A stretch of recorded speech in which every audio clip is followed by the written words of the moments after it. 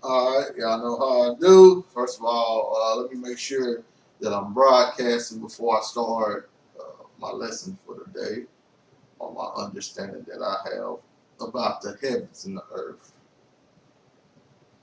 Let's see. Alright, sounding pretty good. Let me cut this down. Alright, today I'm going to be doing a video. I can't say it's going to be short. It's probably going to be lengthy, but it's going to be talking about exactly what heavens and earth is, because one of the main objections we get as what y'all label as full preterists, so we must take that name, is what actually heaven and earth is. What does heaven and earth represent? And if you're saying all things have already been fulfilled, uh, are we in the new heavens and the new earth? Or what happened to the old heavens and old earth? You know, things like that. So today I finally got around to being able to actually make a video dealing with the new heavens and the earth, or the heavens and earth in general. So hopefully that this be edifying. You have your mind open. You want to take in some knowledge and not just reject. You're not here just to reject. And like I said, try the knowledge. You know, I'm going to be presenting the information so we all can read it and we all can see it together. So it's not like I'm going to be making it up, but I'm going to show you how I came up to this conclusion, as well as, you know, first giving honor to the Most High, our power, our Father, and He allowed us to be sons and kings and priests in the kingdom of His Son, and much respect to Christ for coming to earth and dying for a wretched soul like myself, as well as all of us, in order for us to be able to inherit His kingdom if we choose. Thank you for giving us the choice. So now, let's get into it. Also, big props to my mentor, Mr. William Bell. All Things Fulfilled, check him out, as well as all the other people I talk to. I'm Elvin Israel, Assembly of Sound Doctrine, AOSD-Chandler. Some of my views, you know, I have a mentor, Mr. William Bell, but this is my channel for Assembly of Sound Doctrine, so I don't want to misrepresent some of the things that me and him discussed amongst ourselves. So just know that this will be uh, not coming from him, just in case I say something that, you know, he disagrees with or other people disagree with and want to talk to him about. So this is all me, simply a sound doctrine, and he's still my mentor. Love him to death. So now, dealing with the new heavens and the new earth, one thing I think that we got to remember before time, and that is that the Father, He created all of this stuff, right? So He's an artist, right? He has this world that we live in. This is His masterpiece. So sometimes I think that we forget that He is indeed an artist, and all artists you see today is just a reflection. All of the millions of artists out there in the world today is just a reflection of what the power did by Himself.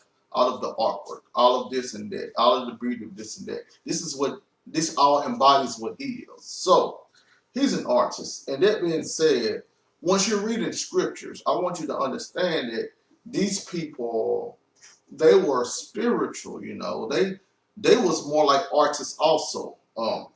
Today we would call them like poets. A lot of them was poets. A lot of them had literature down pat. You know, these wasn't dumb individuals that was writing these scrolls. You know what I'm saying? They attended, they adhered to the literature that they created.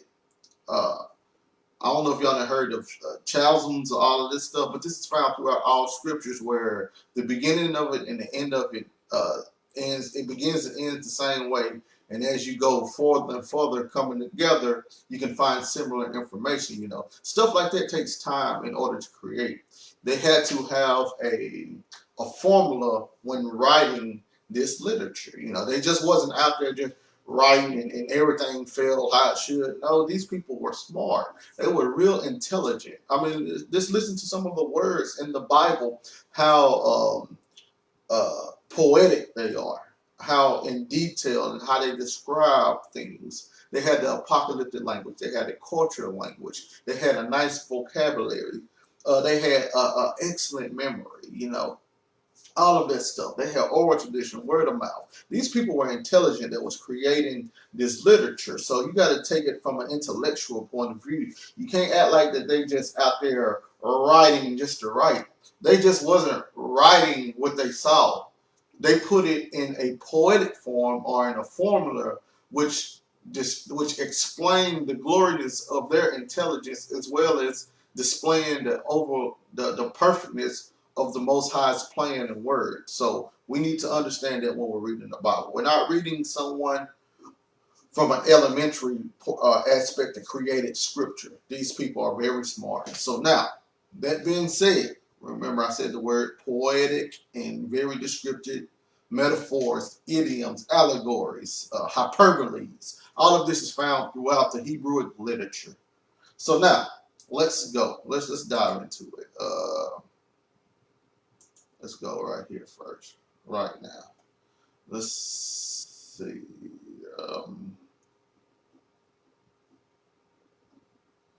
I'll go here. Let's start in Genesis 1:1, just to give a background. All right. It says, in the beginning, God created the heaven and the earth. So now, understand, once you see heaven and earth, you need to be thinking about the beginning of God's creation. The beginning of God's creation is the heaven and earth. So you need to think about beginning once you see heavens and earth. So now, all this is going to make sense as we go forward. So now let's go to Revelation 21. Let's look at Revelation 21, and we're going to read some of the things dealing with heaven and earth. Once again, we go back to the beginning. This is the beginning of God's creation. So now, Revelation 21:1. And I, this is John the Revelator, saw a new heaven and a new earth. For the first heaven and the first earth were passed away, and there was no more sea. All of this stuff is important. The first heaven and the first earth passed away, and there was no more sea. And I, John, saw the holy city, New Jerusalem. Okay, so now, new heaven and a new earth, New Jerusalem. You see, they all together. They're all together. And I, John, saw the holy city, New Jerusalem, coming down from God out of heaven. So now, he see a New Jerusalem coming out of heaven, prepared as a bride adorned for her husband. And I heard a great voice out of heaven saying, behold, the tabernacle of God is with men.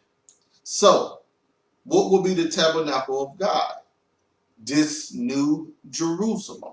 The New Jerusalem will be the tabernacle of God. Okay? And it's coming out of heaven. So, and he will dwell with them, and they shall be his people, and God himself shall be with them and be their God. So in this new heaven and the new earth, this is the point when God tabernacles with man and mankind actually become his people and he become their God. Very important information. And then what everybody wants to use, and God shall wipe away all tears from their eyes, and there shall be no more death, neither sorrow, nor crying, neither shall there be any more pain, for the former things are passed away. So what will be the former things that were passed away?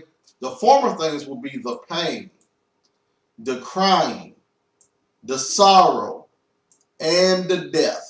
All of these things were former, and they were passed away. Okay, so now recap: new heaven, new earth cannot be separated from the New Jerusalem. Okay, the New Jerusalem cannot be separated from the Most High tabernacling with men, and that cannot be separated from the former things passing away.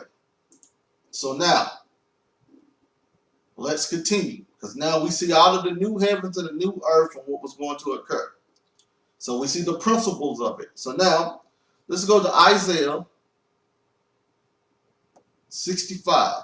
This is where John the Revelator was pulling this from. Once again, these are very intelligent people. They knew the Torah and the Tanakh. They were sophisticated. They knew literature. They knew symbolism and all this stuff. They was inspired by the Holy Spirit, and how knowledgeable will that person be. So now, let's go with this poet. I like to call them poets. Let's go and see what this poet pulled from, or this scholar. Let's see what he pulled from. So Isaiah 65. And let's start at verse 17. Exactly where John the Revelator was pulling from. Isaiah 65:17. You see it? New heavens and a new earth. For behold, I create new heavens and a new earth, and the former shall not be remembered, nor come into mind. So now, the former shall not be remembered and not come into mind. So now, what do we see in Revelation? The former in Revelation was the death, the sorrow, the pain, and all of that stuff. So that represents the former heavens and earth. So once again, these are things that people were experiencing. This wasn't a literal earth or heaven. This is what they was experiencing. But we're going to keep going through it. For behold, I create new heavens and a new earth, and the former shall not be remembered nor come into mind. But be ye glad and rejoice forever in that which I create.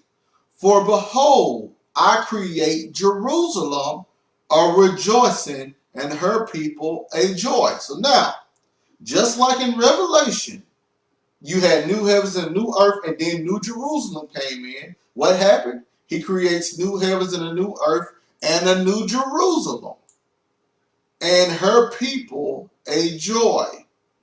And look what happened. And I will rejoice in Jerusalem. This is the Most High tabernacling with mankind. And joy in my people. And the voice of weeping shall not be no more heard in her, nor the voice of crying. This is what we read in Revelation. There will be no more tears, no more death, no more sorrow. But now, Isaiah, see, John the Revelator, he hit the points that was important, because he knew that the people reading this should already know Isaiah's prophecy. So now let's go into Isaiah's prophecy. Let's go into about the old heavens and the old earth, new heavens, new earth. So this is within the new heavens and the new earth. There should be no more thence an infant of days, nor an old man that had not filled his days. For the child shall die 100 years old. So now, in the new heavens and the new earth, we have physical death. The child shall die 100 years old. Hold on, I thought the Bible just said there was going to be no more death. But you got to understand all it said. It said there will be no more death, pain, sorrow. I will be their God, and they will be my people. So this death, pain, sorrow, and etc. was stopping the Most High from being their God and him and the people being his. So this deals more with, what's that word that kept us from the Most High? Sin. This is not physical death that the Most High said no more death. What kept us from the Most High again? Sin. So, when was sin supposed to be taken care of? In the new covenant. In the new covenant, I will be their God. There will be no more death, pain. I create new Jerusalem. So let's keep going though. But the sinner, being 100 years old, shall be accursed. Now I thought all the sin was supposed to be gone. We have sinners in the new heavens and the earth. But the sinner is being accursed instead of the nation. The nation is not being accursed. They are rejoicing. But the individual sinner is being accursed. And let's keep reading. In this new heavens and a new earth.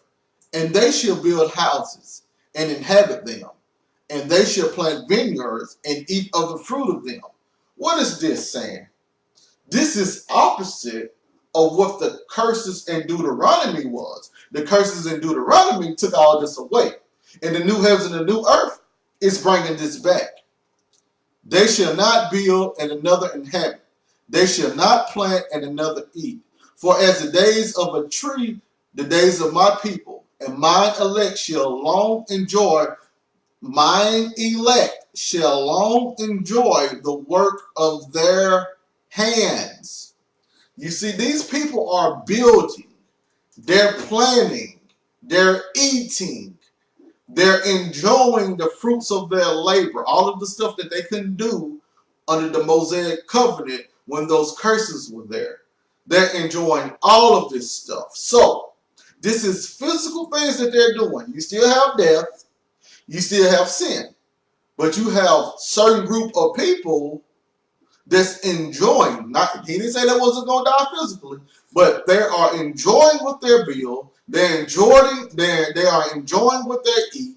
They're enjoying the fruits of their labor in the new heavens and the new earth. So now, if we're thinking, hey, I thought we were supposed to have many mansions and stuff, and Christ was building this, and that. Hopefully, you're understanding more what the new heavens and the new earth was about. And look, verse 23. They shall not labor in vain, nor bring forth for trouble, for they are the seed of the blessed of the Lord, and their offspring with them. So they are the seed of Christ. They're the seed of the Most High, and their offspring with them. Let's see here. Shalom, shalom, shalom. Shalom, everybody. Shalom. So now, let's keep going on. And it shall come to pass that before they call, I will answer. And while yet they are speaking, I will hear. You see this one-on-one relationship the Most High is having with people? Instead of a nation, now he's having one-on-one relationships with the people. And look, verse 25, what a lot of people misunderstands. The wolf and the lamb shall feed together, and the lion shall eat straw like the bullock, and dust shall be the serpent's meat. They shall not hurt nor destroy in all my holy mountain, said the Lord. So now, the wolf and lamb, the lion eating straw, bullock, the dust being the serpent meat. This is all equivalent to not hurting or destroying in the Most High's holy mountain. Now, his holy mountain, is that where the sinners are at? Do you think the sinners are inside of the holy mountain? Do you think the sinner are inside the holy mountains? No, they will be outside. And we'll go there in just a second. But the lambs feeding together, these are wolf and lambs feeding together. These are people, or these are animals that were in conflict with each other. The wolf would kill the lamb. Lions would eat meat, but now they're eating straw. So this is imagery, okay? This is not literal. This is imagery. Once again, these people are like poets. So now, This is imagery. So now, in the imagery that Isaiah is drawing from, he's saying in the new heavens and the new earth, in the Father's holy mountain, there will be no more predator and prey. There will be no more predator and prey. So, if you take the imagery and you put it in people form, what there will be? There will be no more conflict between the northern and southern kingdom. There will be no more conflict between the Gentiles and the Israelites. They all will be in harmony in the holy mountain. Do you think the Most High is talking about animals right now? First, he's talking about all of these things that he created for people and how people are going to finally be able to enjoy the fruits of their labor. And then in all of this, he's talking. Then all of a sudden, he would jump to lambs and wolves. This is imagery. We got to understand these people were intelligent. They were poets. They understood literature, idioms, metaphors, hyperboles. This is not a literal lamb setting with a literal wolf. This is not what that's about. It's about the peace found within the holy mountain. This is the same holy mountain that was supposed to encompass the world according to Daniel 2. At the time of the end, the holy mountain encompasses the whole world, making the whole, in fact, let's just, instead of me just talking about it, let's just go there real fast. But I was wanting people to see that the new heavens and the new earth is with the new Jerusalem. And inside that new heavens and the new earth, you still had people dying and you still had sin. Not saying the sinners was inside of the that new heavens and the new earth, but they was working alongside of it. And let me show you Revelation 21 first before we go there, so you can see exactly what I'm talking about. You go to Revelation 22. Revelation 22, it says, let me see here. Blessed are they that do his commandments. Revelation 22 and 14. Blessed are they that do his commandments, that they may have right to the tree of life, and may enter into the gates, through the gates into the city. So this is new heavens and new earth, new Jerusalem. For without what? Without the gates of the city are dogs and sorcerers and whoremongers and murderers and idolaters and whosoever loveth and maketh a lie. So all of these sinful people, even though they are in the same timeline as the new heavens and the new earth, they are not inside of the new Jerusalem. Once again, even though they are living in the same timeline as the new heavens and the new earth, they are not inside of the same building. They're not inside of the same locale. They are on the outside of the gates. They are on the outside of the city. That's what Isaiah 65 is talking about. Those on the inside of the city is experiencing peace. Those on the outside of the city are these people that's been accursed for their sin. So now let's go to Daniel 2, what I was talking about, that holy mountain. Daniel 2. Let me find it real fast. Where we at? Daniel 2. And let's go down to verse 23. This is that mountain in Isaiah. Hold on. 35. Daniel 2:35. Then was the iron, the clay. Hold on. Yeah, okay. Yeah. Then was the iron, the clay, the brass, the silver, and the gold broken into pieces together, and became like the chaff of the summer threshing floors. And the wind carried them away, and there was no place found for them. And the stone that smote the image became a great mountain and filled the whole earth. Remember, he said, in my mountain, the wolves and the lambs will lie together. In my mountain, you will be able to enjoy the fruits of your labor. So now, Let's go to the interpretation of the dream. This is the interpretation.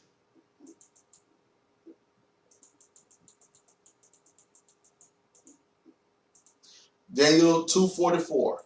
And in the days of these kings shall the God of heaven set up a kingdom. We have it. We have it right here. Set up a kingdom.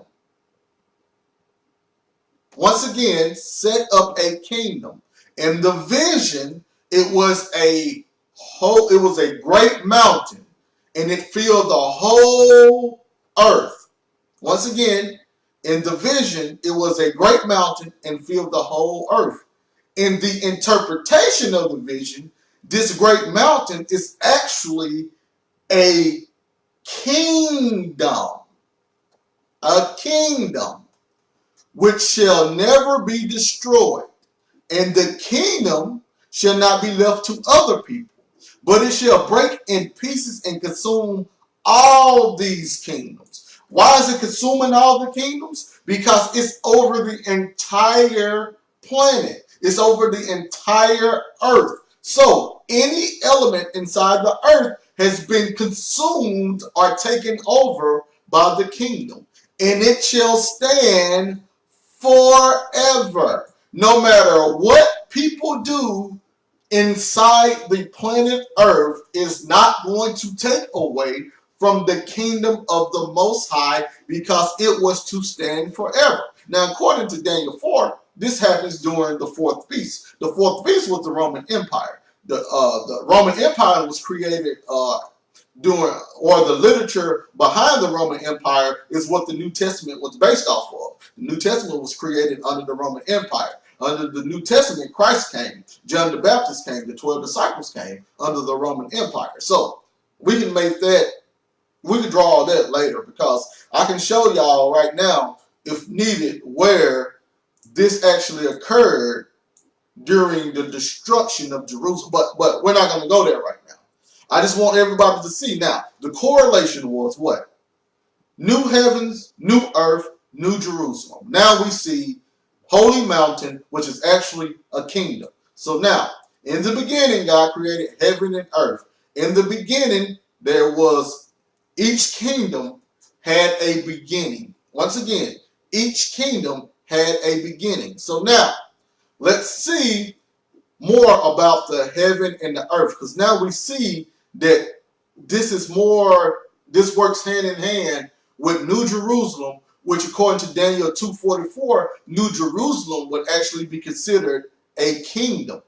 So, once again, New Jerusalem would actually, and Brother Alvin just placed it right there. he just placed it right there, Revelation 11 and 15. But New Jerusalem will be considered the new kingdom. So now, let's keep going, because now let's go to Isaiah 60. So hopefully we're seeing now the correlation.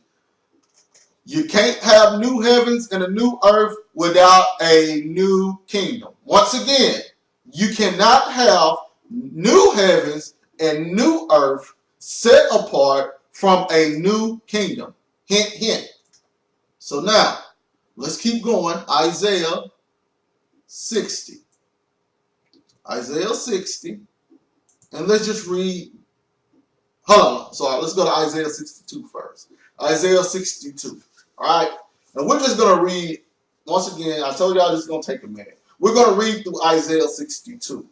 Because once again, new heavens, new earth, new kingdom. So now, for Zion's sake will I not hold my peace, and for Jerusalem's sake I will not rest, until the righteousness thereof go forth as brightness, and the salvation thereof is like a lamp that burneth. Hold on, give me 1 second. Let me connect in my own personal Bible.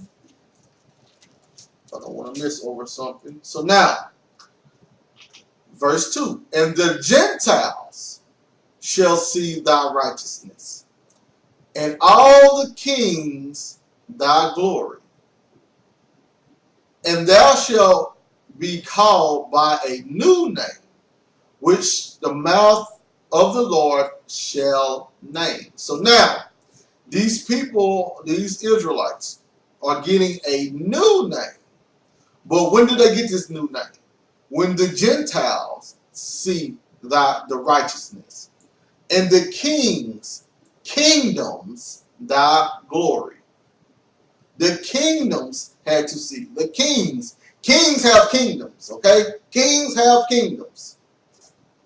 Thou shalt also be a crown of glory in the hand of the Lord, and a royal diadem in the hand of thy God. So now, you will be of royalty in the hand of the Father. But let's just keep going. Let's keep going. Verse 4. Thou shalt no more be termed forsaken.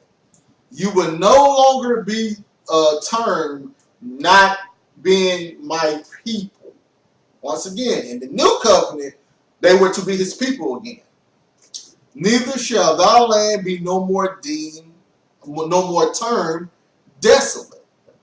The land was be inhabited. Now, but thou shalt be called Hephzibah, the land of Beulah. For the Lord delighteth in thee, and thy land shall be married. The land shall be married. The land shall be married. Once again, the land shall be married. Before I go back to to finish reading, let's go to Revelation real fast. Revelation, I think it's 21. It might be 20. No, here we go right here. And I, John, saw the holy city, New Jerusalem, coming down from God out of heaven, prepared as a bride adorned for her husband. What's being prepared as a bride adorned for the husband? New Jerusalem. What is New Jerusalem? The new kingdom. New Jerusalem is the land, aka the new kingdom. So the new kingdom comes with what? The new heavens and the new earth. New heaven, new earth, new Jerusalem, new kingdom. The land being married is Jerusalem being married to the Most High, which is what? Covenantal language. Covenantal language. But anyway, let's go back to Isaiah 62. Isaiah 62.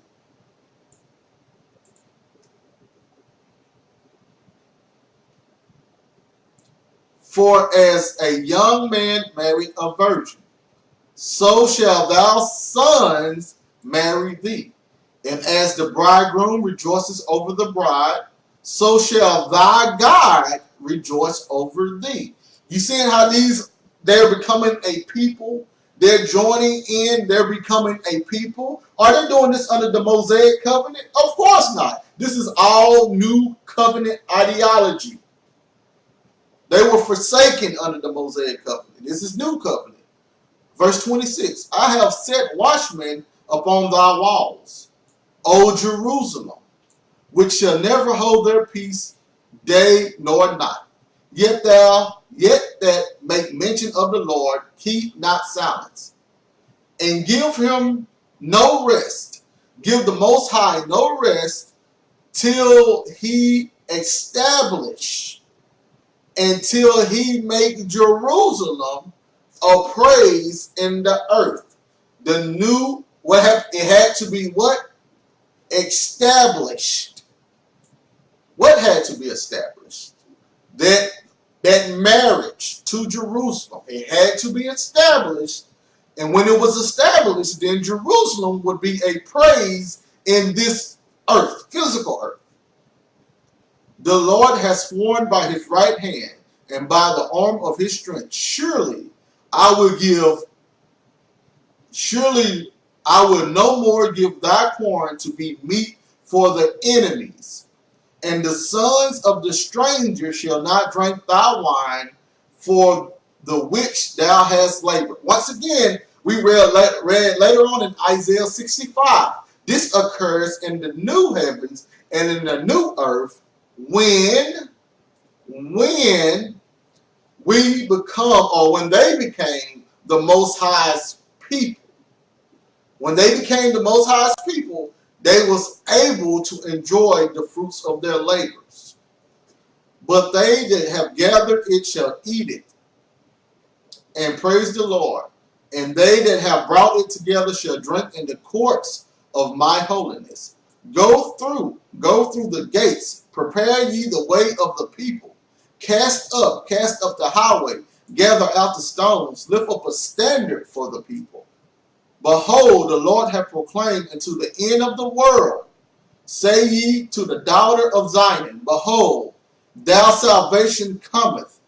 Behold, his reward is with him, and his work before him. And when that salvation cometh, and the reward with him, and the work before him, what shall happen? And they shall call them the holy people, the redeemed of the Lord. And thou shalt be called sought out, a city not forsaken. Hold on. So now, when that salvation comes and the reward with him and the work before him, what's going to happen? The holy people shall be called the redeemed of the Lord. The holy people shall be called sought out. So they should seek out these holy people. They should go toward these holy people. They want to find these holy people. But what else is these holy people called? A city not forsaken. So now, the holy people are called a city not forsaken. New Jerusalem, the city, New Jerusalem is the kingdom. The new kingdom came in the new heavens and the new earth.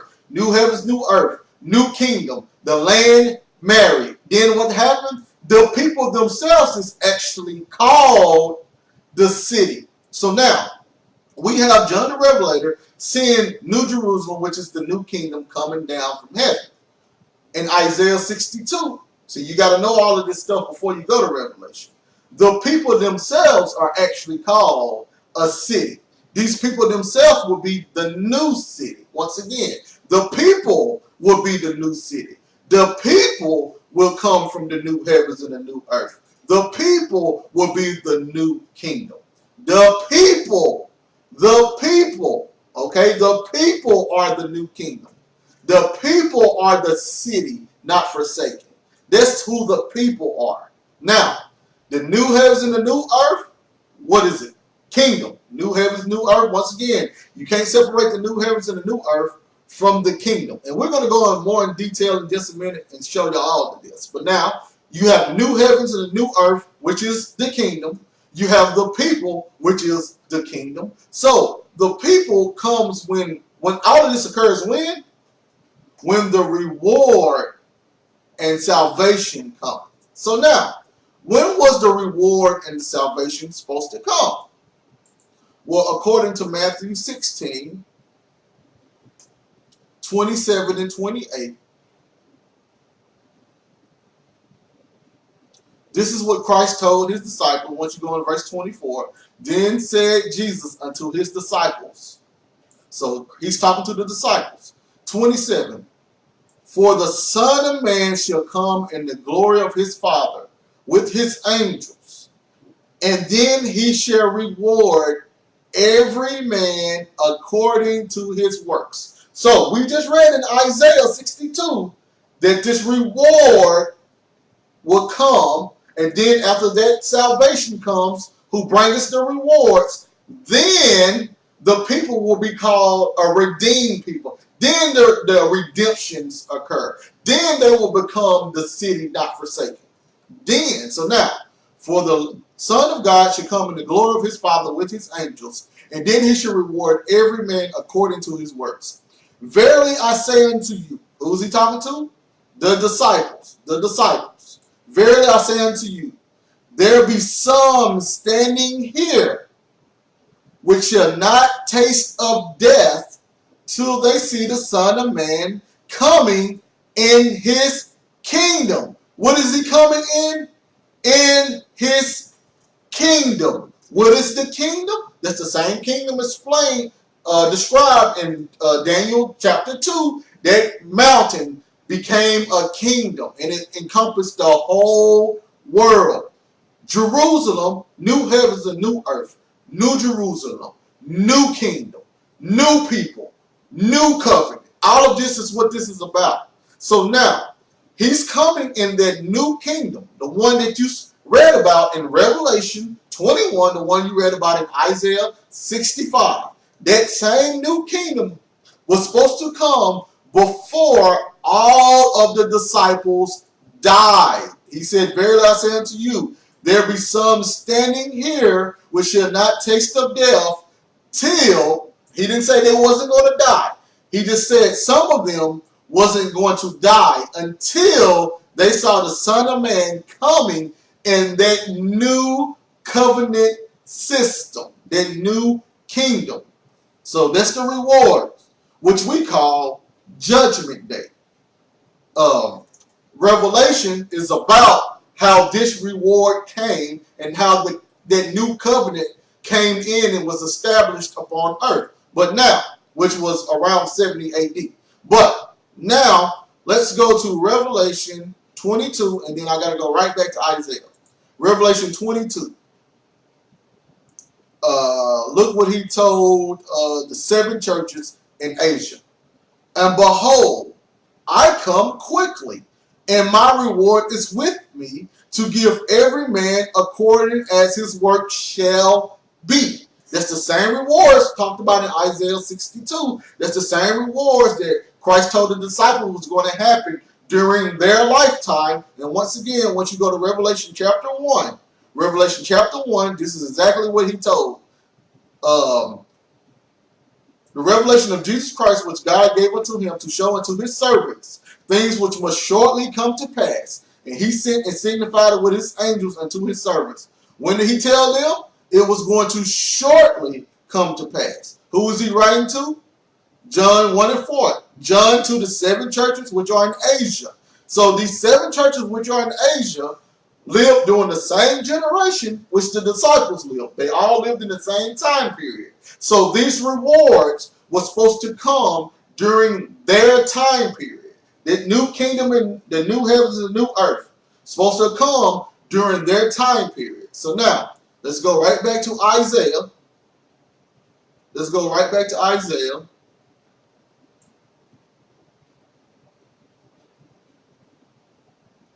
Hope y'all got some popcorn, because this gonna last a minute. All new heavens and new earth, new kingdom stuff. Let me find it over here. Isaiah. We finished Isaiah 62 to show you that the people themselves were going to be the city. So the people themselves were the new kingdom. So the people themselves, but look, we still got to talk about that the old heavens and the old earth. So right now, I'm trying to get people into the new heavens and the new earth before we go and find out what the old heavens and the old earth is. So now we're going to the new heavens and the new earth first. And then we're going to go to the old heavens and the old earth. So Isaiah 60. Arise, shine, thy light is come, and the glory of the Lord is risen upon thee. For behold, the darkness shall cover the earth, and gross darkness the people. But the Lord shall arise upon thee, and his glory shall be seen upon thee. And the Gentiles shall come to thy light, and the kings to the brightness of thy rising. Once again, we have the Gentiles coming in. Once again, we got the Gentiles coming in to the light, and the kings, the kingdoms, to the brightness of the rising. Isaiah 60. And I know we're skipping around, but some of these things I want to hit. 9 and 10. Surely the owls shall wait for me, and the ships of Tarshish first, to bring thy sons from afar, thou silver and thou gold with them, unto the name of the Lord thy God, and to the Holy One of Israel, because he has glorified thee.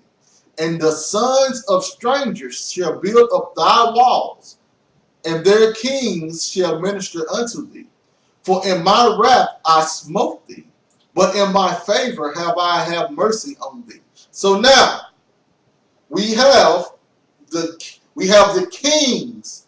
What do we read in Isaiah 62? Those new people were going to be a people sought out.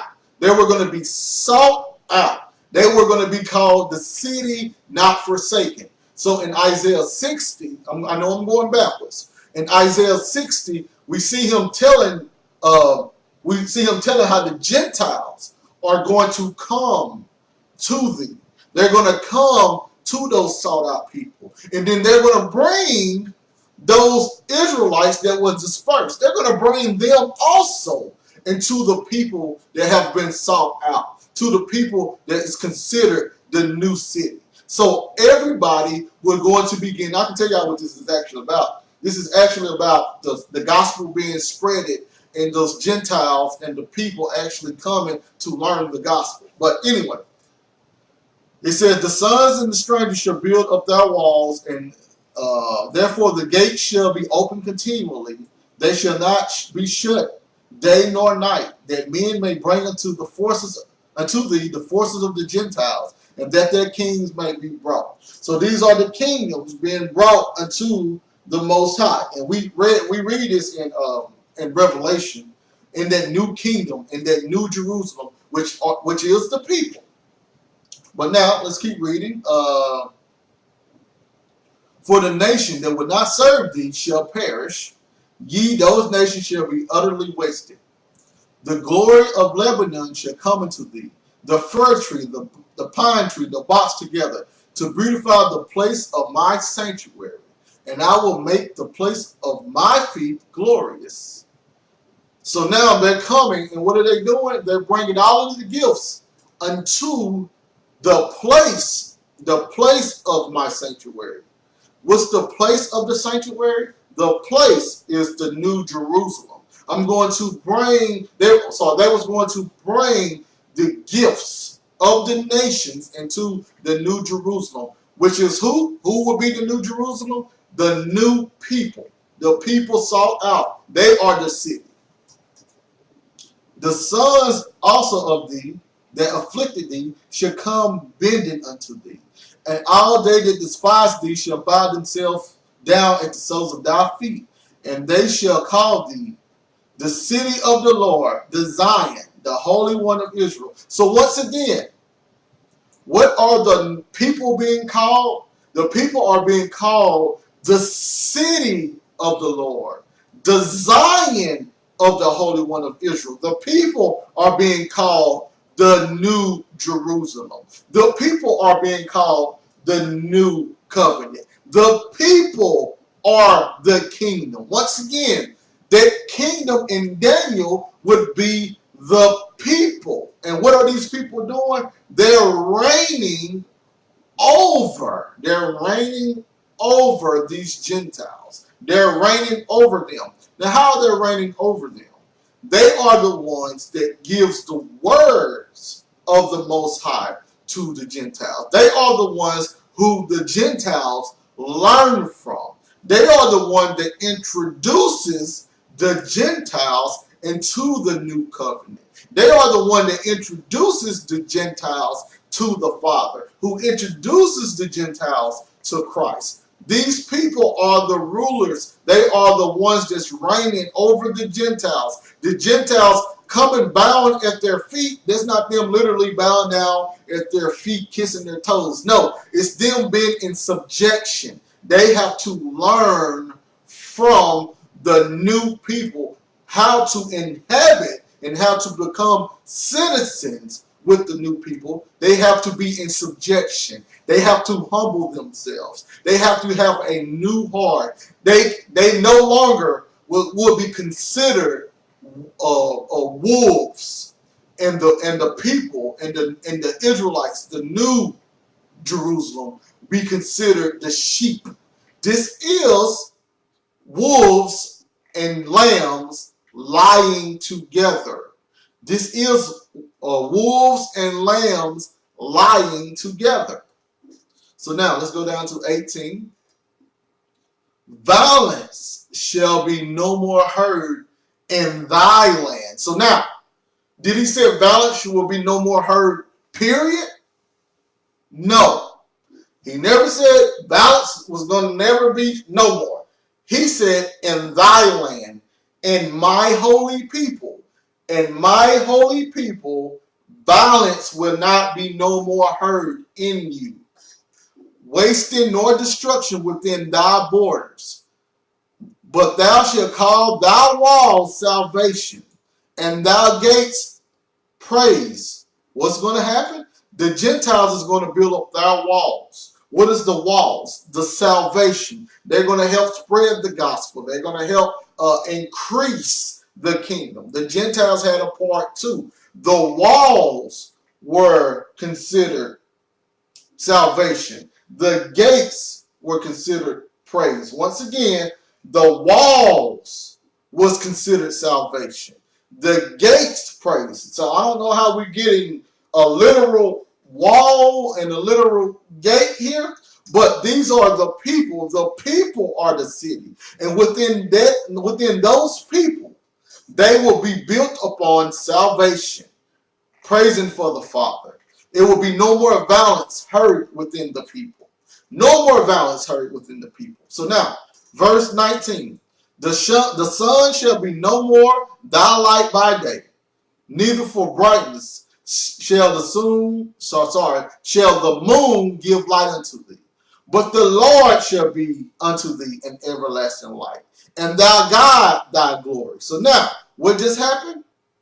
The sun and the moon, which separated day and night, which was the governing bodies to transition a day, would be no more needed, because the Father would be the governing body that transitions your day. Once again, the Father would be the governing body.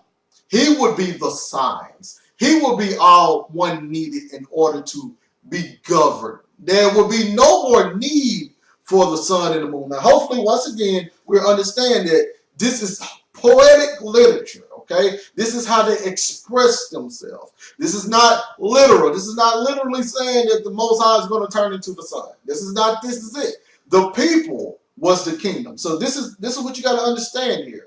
If the people are the city, so it's not literally a city, but the people, when you come together, you are the kingdom of heaven. You are the city of the God. If you actually believe the Bible and do what the Bible says, there will be no more violence within you. If you get your neighbor, if you get your enemy, if you get the Gentiles in the correct doctrine, you and the Gentiles who were actually once before, I'm talking to the Israelites, your enemies, y'all will all be able to sit down, break bread, and etc. within Christ. This is the new heavens and the new earth. You would need the Father. You would need the Son. They would govern you. The sun shall no more go down, neither shall that moon withdraw itself. For the Lord shall be thine everlasting light, and the days of the morning shall be ended. And I think we can go to Luke, just in case. I think we can go to Luke, is it 3? Let me see.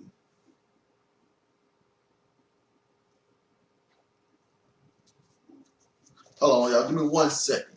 Let me give me 1 second. Let me go on my Bible. Might be Luke 2, but I thought it was Luke 3. Yep, Luke 3:32. Luke 3:32 says, no, it wasn't Luke 3:32. Luke 2:32.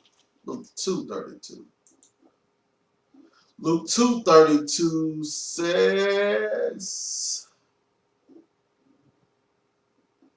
for my eyes have seen thy salvation, which thou hast prepared before the face of all people, a light to lighten the Gentiles, and the glory of thy people Israel. Christ was the light to lighten the Gentiles and glory, and to show glory to the people of Israel. This is what Christ was. Christ was the salvation. He was the light, and etc. So you will need no more light. You won't need no more light because Christ will be your light. He will be the king. He will be the one you go to. And he will bring you to the Father. So now, I think, did I finish with that one?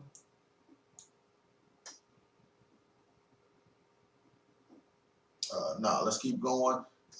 21. Thou people also shall be all righteous. They shall inherit the land forever. The branch of my... Now, what was the land? What was the land? The land was the kingdom.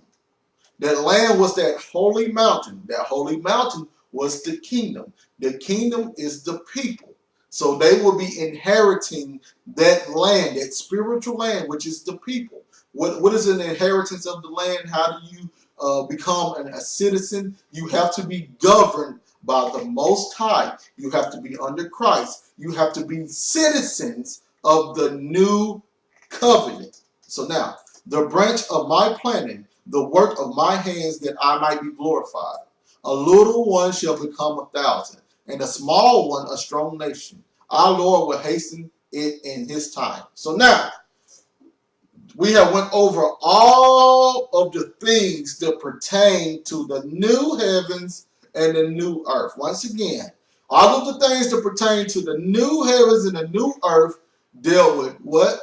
The kingdom, the people, no more pain, sorrow, no more death, covenantal, all new covenant. I will make all things anew. You have to be born. You have to be new. It's all about new. The restoration, the regeneration, the restitution, all things that's making things new. It was all about new. Throughout the whole New Testament was about how they was going to enter into the new heavens and the new earth, which will be the new people, for the new people not forsaken, the new people sought out, the new people who had their walls considered salvation and their gates praises, the new people that had the kingdom of heaven within them, that had the government, the kingdom of heaven, the government of the Most High within them, and he would be their people, which means he would have a new covenant with them, and they will be he will be their God, and they will be his people forever. New covenant things, all new covenants. He could not do this while sin ruled. He could not do this while sin reigned. Sin got its strength from death, and etc. Death got its strength from sin. Sin got its strength from the law. The law was the Mosaic covenant. So all things in the Mosaic covenant had to leave in order for the new covenant to come about, for the new heavens and the new earth to come about. So now, let's find out what the old heavens and the old earth was. So now, we done went to the new heavens and new earth. Now it's time to go to the opposite, the old heavens and the old earth. So now, let's go to Jeremiah chapter 4. We're going to start at Jeremiah 4. I think Jeremiah 4 is overlooked so much. And Jeremiah 4 has so much meat in it. So we're going to dissect some of this meat in Jeremiah 4. If thou wilt return, O Israel, said the Lord, return unto me. And if thou wilt put away thine abominations out of my sight, then shalt thou not remove. And thou shalt swear, or thou shalt swear, the Lord liveth, in truth, in judgment, and in righteousness. And the nations shall bless themselves in him, and in him shall they glory. See, this is all things that he wanted to occur, but we see later on that this occurs in the new covenant.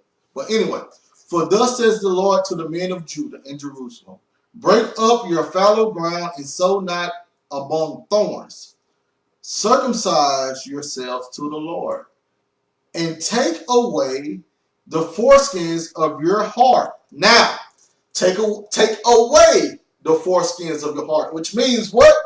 Circumcise your heart. What is this? This is a new covenant theme.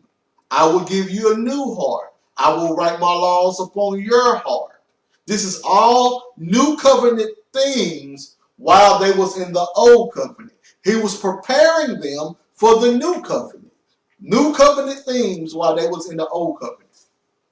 Ye men of Judah and inhabitants of Jerusalem, lest my fury come forth like fire, and burn that none can quench it, because of your evil, because of the evil of your doings. They're violating the covenant, abominations, idol worship, and all that stuff.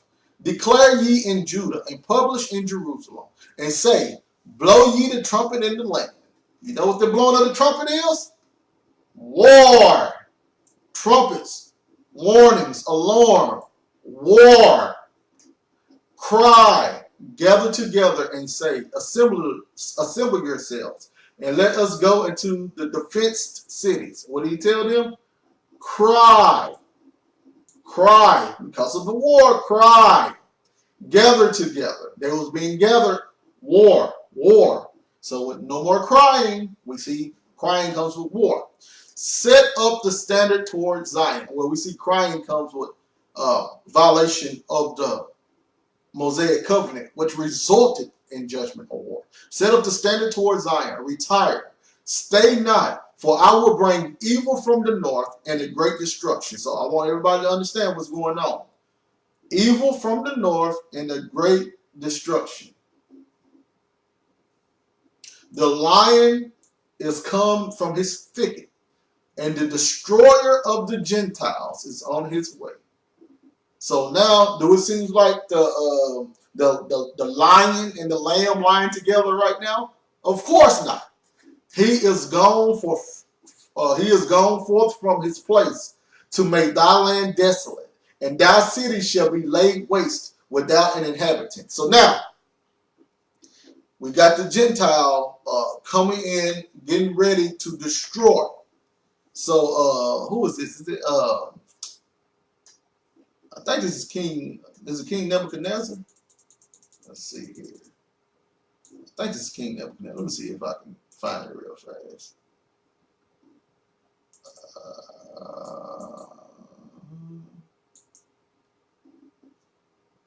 Sorry, y'all. I'm trying to see if this is going to be King Nebuchadnezzar.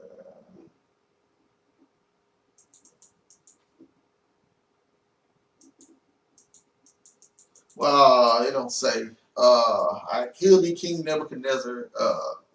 I know he's the one who sacked Jerusalem, and Jeremiah was actually prophesying the 70 years about him. So I think it's King Nebuchadnezzar. But anyway, let's keep going.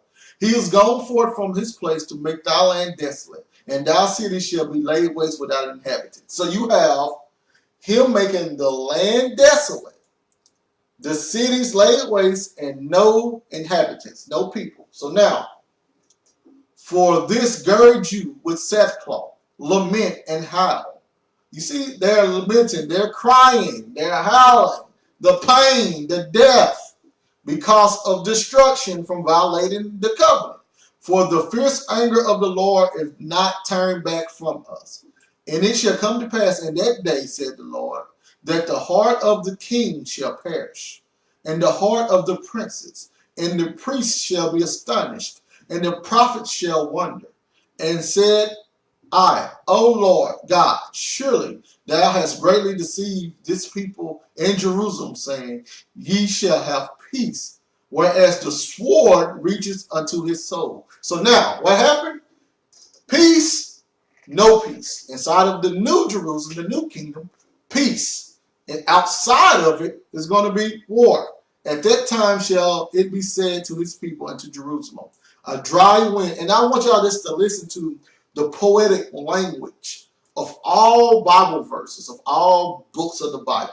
Listen to the poetic language, how they express themselves. Once again, they're very intelligent. You got to look at these words from a poetic sort of point of view, because this is how they explain themselves. They use allegories. They pull from imagery, symbolism all the time, while us in the Western world, our literature is more abstract, more linear. They was more poetic. So now, I just want you to listen to the poetic nature. A dry wind of the high places in the wilderness toward the daughter of my people, not to fan, nor to cleanse. Even a full wind from those places shall come unto me. Now also will I give sentence against them. Now listen, behold, he shall come up as clouds, and his chariots shall be as a whirlwind. So we see similar language throughout the whole Bible. He coming with clouds. He coming with a whirlwind. So now we see, what does coming in clouds, coming like clouds, what does that resemble? What is that another word for? That is poetic words for an army. This Hebraic literature for an army is coming. When it says, Christ says, and he shall come in the clouds, and many will see him. All people of the earth will see him. He's coming in the clouds. What is that? It's a representation of that army. He's bringing that army. What army did Christ bring? The Roman army.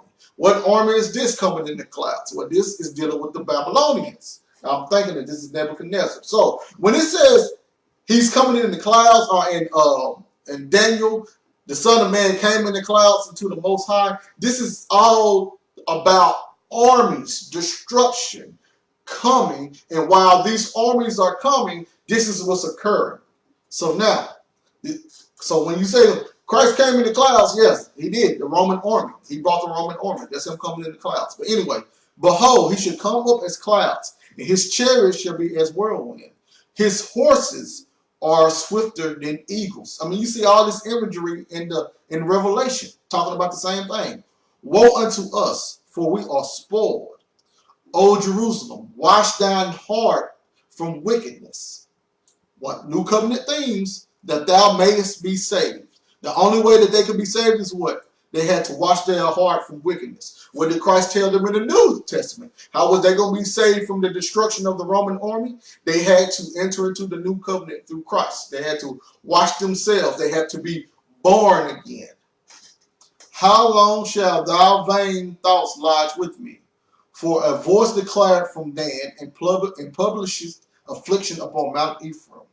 Make ye mentions to the nations. Behold, publish against Jerusalem. Their watchers come from a far country, and give out their voice against the cities of Jerusalem. And I know y'all reading, man, why is he reading all this? You finna see in just a second. I got to give you the backstory. I got to give it to you in context, because if you don't have the context, if I go straight to it, you're going to be lost. So now,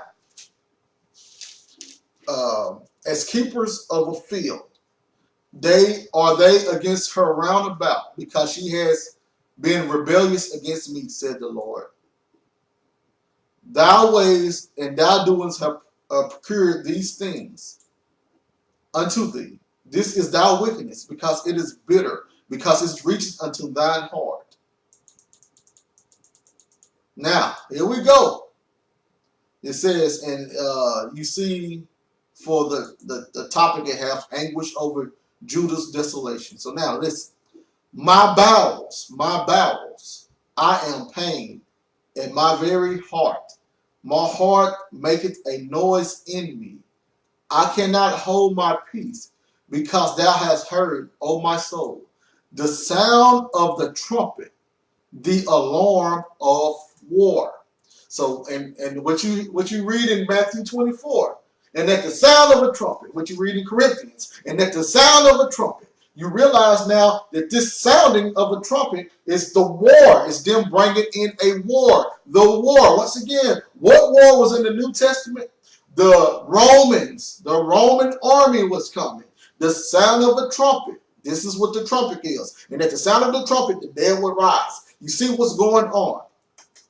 Listen to what it says. Listen to what the sound of the trumpet. Listen to how Jeremiah explains this. Destruction upon destruction is cried, for the whole land is spoiled. Suddenly are my tents spoiled, and my curtains in a moment. This is how fast, remember he said it's swift as eagle's wings. This is how fast that army was supposed to come in and destroy Judah. How long shall I see the standard and hear the sound of the trumpet? For my people is foolish. They have not known me.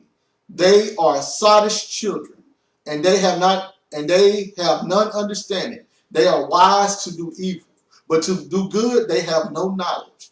And then listen to what he says about this is how the Most High has him explain the destruction that's happening to Judah. This is the meat I told you about. I beheld the earth, and lo, it was without form and void, and the heavens, and they had no light. I beheld the mountains, and lo, they trembled, and all of the hills moved lightly. Once again, he's taking it all the way back to creation during this destruction that's happening in Jerusalem. It's equivalent to the earth going through another creation. Once again, while Jerusalem was being destroyed, I beheld the earth, and lo, it was without form. Same way back in Genesis, new creation, and void, and the heavens, and they had no light.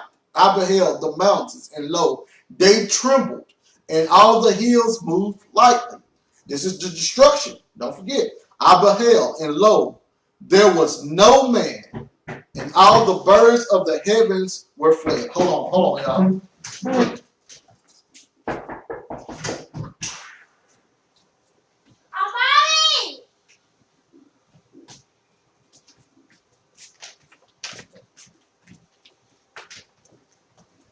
Hold on, y'all. My children just arrived. Y'all have fun? Yes, sir. All right, y'all go play. Okay. All right, so now, Jeremiah 4:25. I beheld, and lo, there was no man, and all the birds of the heaven were fled. I beheld, and lo, the fruitful place was a wilderness, and all the cities thereof were broken down at the presence of the Lord. Now, what do they call this? What do they call the army destroying Jerusalem?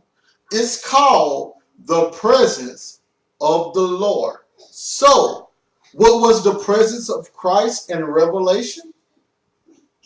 Rome destroying Jerusalem. What was the presence of the Lord in Jeremiah? Those Babylonians, I think it's the Babylonians, not this here, but the Babylonians destroying Jerusalem. So this is the presence. This is the parousia. This is the presence of Christ. It was the same presence that the Father had, that army coming in to destroy. And by his fierce anger, for thus had the Lord said, the whole land shall be desolate, yet I will not make a full end. For this shall the earth mourn, and the heavens above be black. So now, you have the earth being in mourning. You got the heavens being black. You got the heavens and the earth being voided. You have no more mankind dwelling upon earth. But we see that this is actually talking about Jerusalem being destroyed and the houses being made desolate. Oh, no. Yes, but no YouTube. Nope. Get on Hulu for the kids. Because I have spoken it, I have purposed it, and will not repent, neither will I turn back from it. The whole city shall flee, for the noise of the horsemen and bowmen. So now earlier, what did you have? You have the mountains trembling. You having the the hills being moved. You got no man. You got the birds of heavens fleeing. You got the earth without form and void. You got the heavens not having any life. So all of this was representing what? Jerusalem being destroyed. And they shall go into thickets and climb upon the rocks. Every city shall be forsaken. Remember, in the new heavens, they would no longer be called a people forsaken. In the Mosaic covenant, during this destruction, they was called forsaken. Every city shall be forsaken, and not a man dwell therein. And when thou art spoiled, what wilt thou do? Though thou clothe thyself with crimson, though thou deckest with the ornaments of gold, thou that rentest thy face with painting, in vain shalt thou make thyself fair. Thy lovers will despise thee. They will seek thy life. And you see the ornaments of gold and deckers and crimson and all that. These are the same similarity that explain that mystery Babylon, which was actually Jerusalem itself. But once again, you see that when the kingdom of Jerusalem was destroyed. Once again, y'all, the Bible is about kingdom. This is all kingdom stuff. All of this destruction, kingdom language. The new kingdom was coming. The old kingdom had to leave. So, when the kingdom of Jerusalem was being destroyed, it was just like the world being recreated. Once again, when Jerusalem, that kingdom of Jerusalem, under the Mosaic covenant, when that kingdom was being destroyed, it was just like the earth and heaven, all of that being recreated. So, don't forget, I create new heavens and a new earth. New creation came from what? Destruction. When did the earth being created right here? This was what happened in doing what? Destruction. That kingdom being destroyed. Therefore, a recreation has to occur. When the kingdom was destroyed, a new creation had to occur. So, when that old heavens and earth was destroyed, a new heavens and a new earth was being created. Hopefully this is all making sense now. But if that's not enough for you, let's go to Haggai. Let's go to Haggai. This gets a little bit more for you. Haggai chapter 2. And let's start at verse 2. Speak now to Zerubbabel, the son of Shealtiel, governor of Judea, and to Joshua, the son of Joshua, the high priest, and the residue of the people, saying, who is left among you that saw this house in her first glory? This is all about Jerusalem once again. And how do you see it now? Is it not in your eyes in comparison of it as nothing? Yet now be strong, O Zerubbabel, said the Lord, and be strong, O Joshua, son of Jezdek, the high priest, and be strong, all ye people of the land, said the Lord, and work, for I am with you, said the Lord of hosts, according to the word that I covenanted with you when you came out of Egypt. So he's going right back to that covenant, that Mosaic covenant. So my spirit remaineth among you, fear ye not.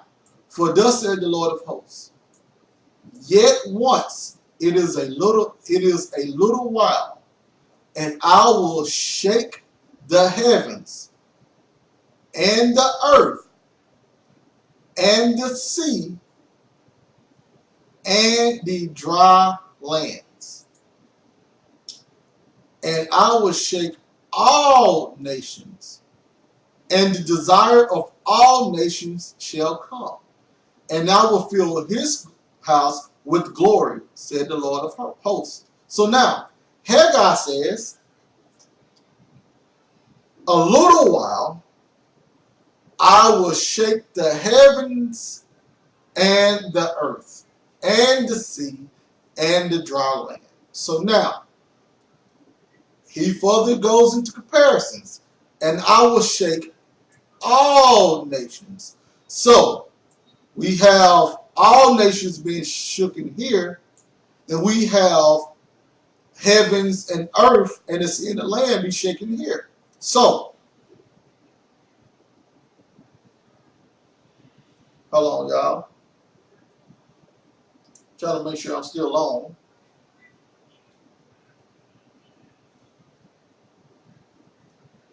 My broadcast must have ended. No, it still says I'm still on. Hold on, y'all. For some reason, my broadcast ended on my phone.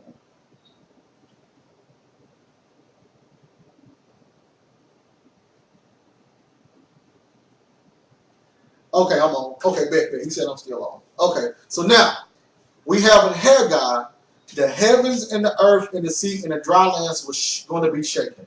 And then in verse 7, he says, and I will shake all nations. So now, in comparison, he's shaking things here, but then down here, he says all nations. Once again, he's shaking things here, and down here, he calls it all nations. So now, let me give y'all how I would read it. I will shake your nation, and I will shake all nations. So now, even if you don't like that one, you got to understand that while the nations were being shaken, so was the heavens and the earth and the sea and dry land. So you can't have the all nations. There's all nations in the habit of the world. You can't have shakings of nations without the heavens and the earth and the sea and the land being shook. So once again, is this talking about literal heaven and literal earth? But let's keep going. And the desire of all nations shall come, and I will fill thine house with glory, said the Lord of hosts. The silver is mine, and the gold is mine, said the Lord of hosts. The glory of this latter house shall be greater than that of the former, said the Lord of hosts. And in this place will I give peace, said the Lord of hosts. So we have right here that when this shaking occurs, this shaking is occurring, right? And while this shaking is occurring, the new house will be glorified, and it will be better than the old house. See, I will when that shaking occurred, right? The desire of all nations shall come. All nations shall flow into the house. We just read that in Isaiah. So while that shaking was occurring of the nations, then all of them was going to flow into the house. They was going to come to those not sought out. Well, sorry, they was going to come to those sought out. They was going to come to those not forsaken. That house, that kingdom, that new kingdom. See, this is just getting them prepared and telling all that stuff. So this is all imagery dealing with the new kingdom. But so they can have its own purpose in the Haggai, but it gives a more important meaning. But now, the shaking of the nations is resembling the shaking of the heavens and the earth. So now, what did all nations have? What was all nations a part of? A kingdom. All nations were a part of a kingdom. No matter who was ruling at that time, they was part of a kingdom. So these kingdoms were being shaken. Once again, these kingdoms were being shaken. I shake the heavens, the earth, the sea, and the dry land. That was part of a kingdom. I shake all nations. That was part of a kingdom. These are kingdoms being shaken. And while the kingdoms are being shaken, then the Gentiles is flowing into the kingdom of the Father. So first we have, and this is the comparison, we have the former house and then we have a greater house. We have up here you have the former house and then the greater house. Here we have the former nations and then we have the greater nation. We have the former nations being shaken and they coming into the house, which was the greater nation. So that heavens and earth represented a former nation. Once again, That shaking of the heavens and the earth represented a former nations. But now, let's see here. Let's see. Haggai 2:21. Speak to Zerubbabel, the governor of Judah, saying, I will shake the heavens and the earth. And look what he says. And I will overthrow the throne of kingdoms. Uh-oh. We have it right there. We have it right there. We have it right there.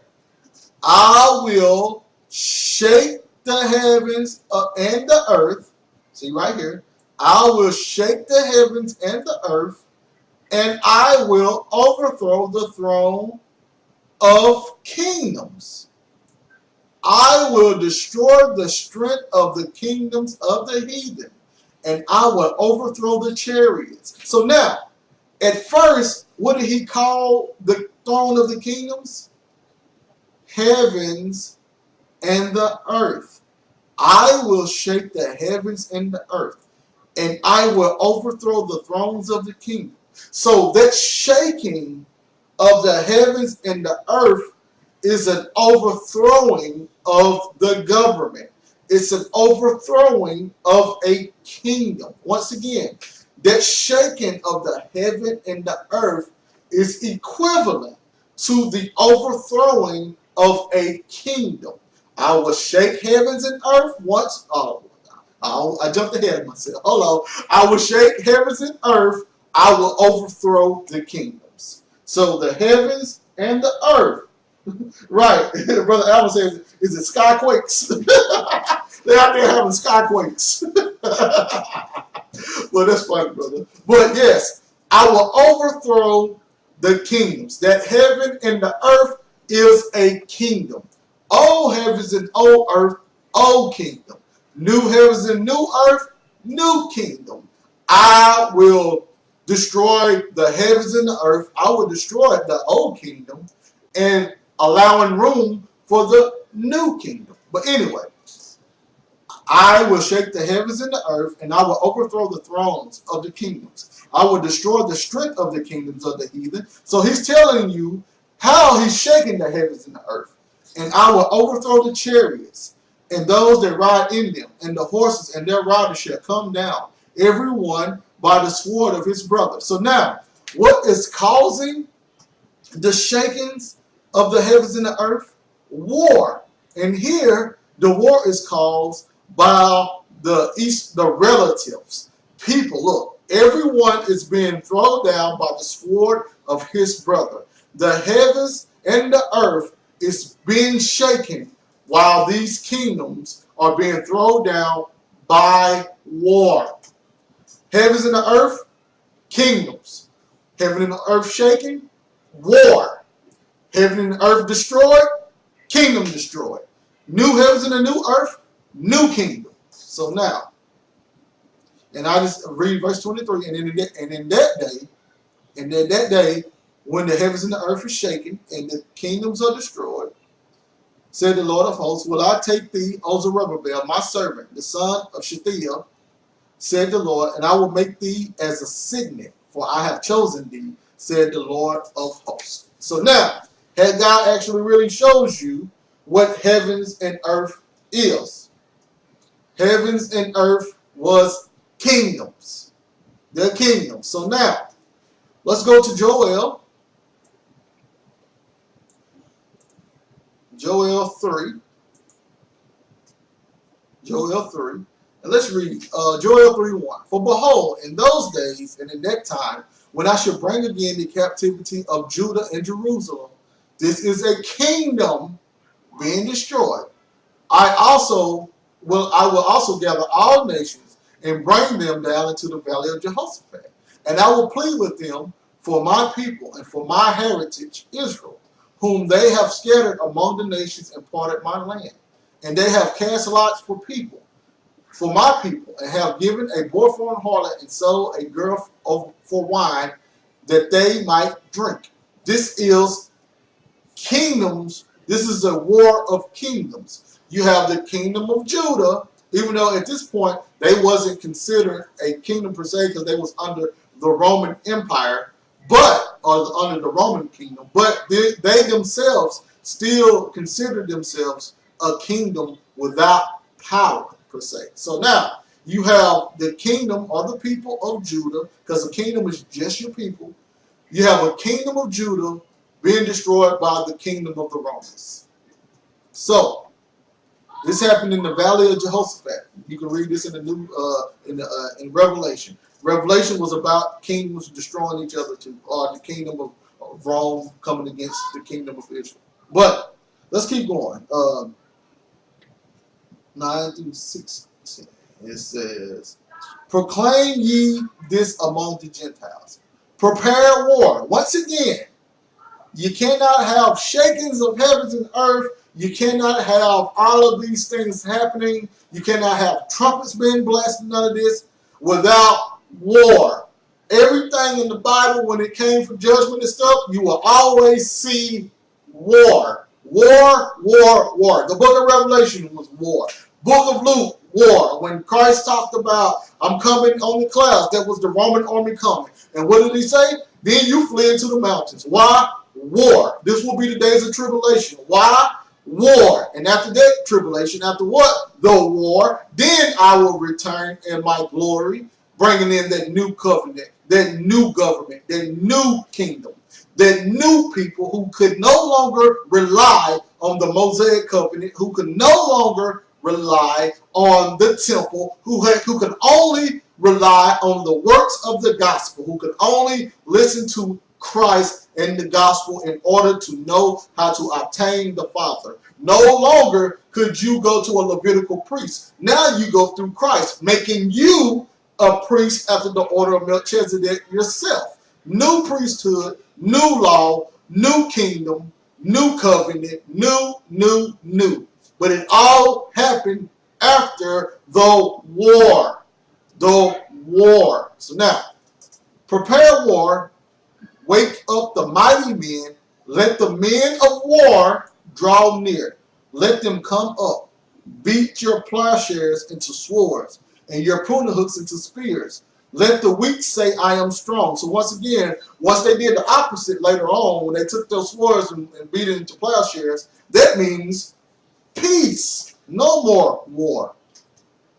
Assemble yourselves and come, all ye heathen, and gather yourselves together round about. Thither cause the mighty ones to come down. Let the heathen be wakened, and come up to the valley of Jehoshaphat. For there will I sit to judge all the heathen round about. He's going to judge all the heathens round about. These heathen in the war. Why? How is he going to judge them? Well, they're being killed also. Okay? They're being destroyed also. But now, let's keep reading. "Put ye in the sickle, for the harvest is ripe. Come get ye down, for the press is full, the fats overflow, for their wickedness is great." Sorry, let me restart my phone. All right. Multitudes in the valley. Now listen to this. Listen how many people are supposed to be. "For their wickedness is great." Multitudes. So this is a lot of people in the valley of decision. For the day of the Lord is near in the valley of decisions. Now look what's going to happen. The sun and the moon shall be darkened, and the stars shall withdraw their shining. The Lord also shall roar out of Zion, and utter his voice from Jerusalem. And the heavens and the earth shall shake, but the Lord will be the hope of his people and the strength of the children of Israel. What's happening? The heavens and the earth shall shake. When is they shaking? During the war. The war. The heavens and the earth is shaking during the war. So it's the war that's causing the heavens and the earth to shake. And what did the Most High say when you go up? He said, "I will judge the heathens." So Him judging the heathens is him interacting, him consuming their kingdom, him taking their kingdom and putting them into subjection to his government. So the heavens and the earth, the kingdoms, are being shaken through judgment, and they are being put in subjection to the gospel, to the new covenant. So now, is it saying that he's destroying, he's killing all of the heathens? No, he killed some of them because some of them died in war. But this is all about spiritual. Regardless if they died or didn't, the Mosaic covenant left, allowing those heathens, the ones that chose to honor the God of Israel, those who chose to be under Christ, allowing those heathen entrance into the new covenant, allowing them to be citizens of the kingdom also. So this is not about him killing all of them. This is not about him having judgment upon all the heathens and he wiping all the heathens off the whole entire globe and it's only going to be Israelites. That's not what it's about. It's about their kingdom coming into subjection to the gospel. Because after this, the gospel exploded further and further.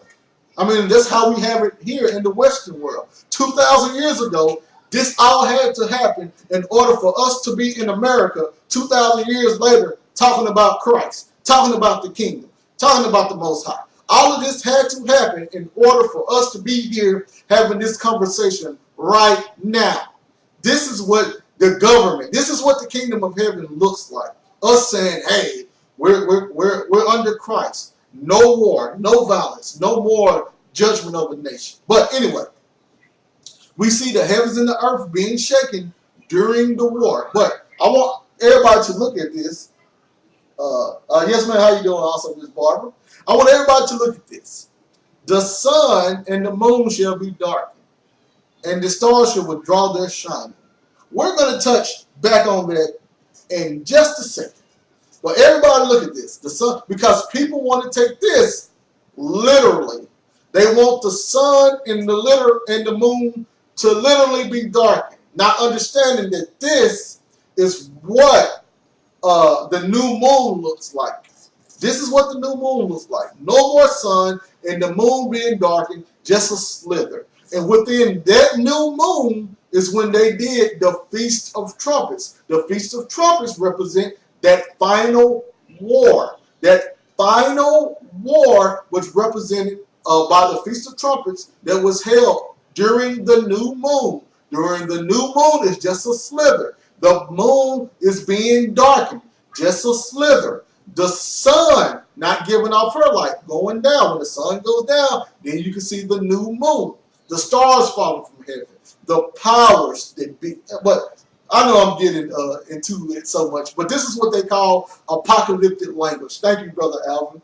They was very, once again, thinking them as poets, thinking this as poetry. How they explain the Feast of Trumpets, how they explain how the moon looked, how they explain the atmosphere, how the heavenly bodies look during the Feast of Trumpets. You got to understand all of the imagery that they used. But I want everybody to look at the sun and the moon shall be darkened, because we're going to touch on that in just a second. Dealing with the shakings of the heaven and earth. So now, let's go into our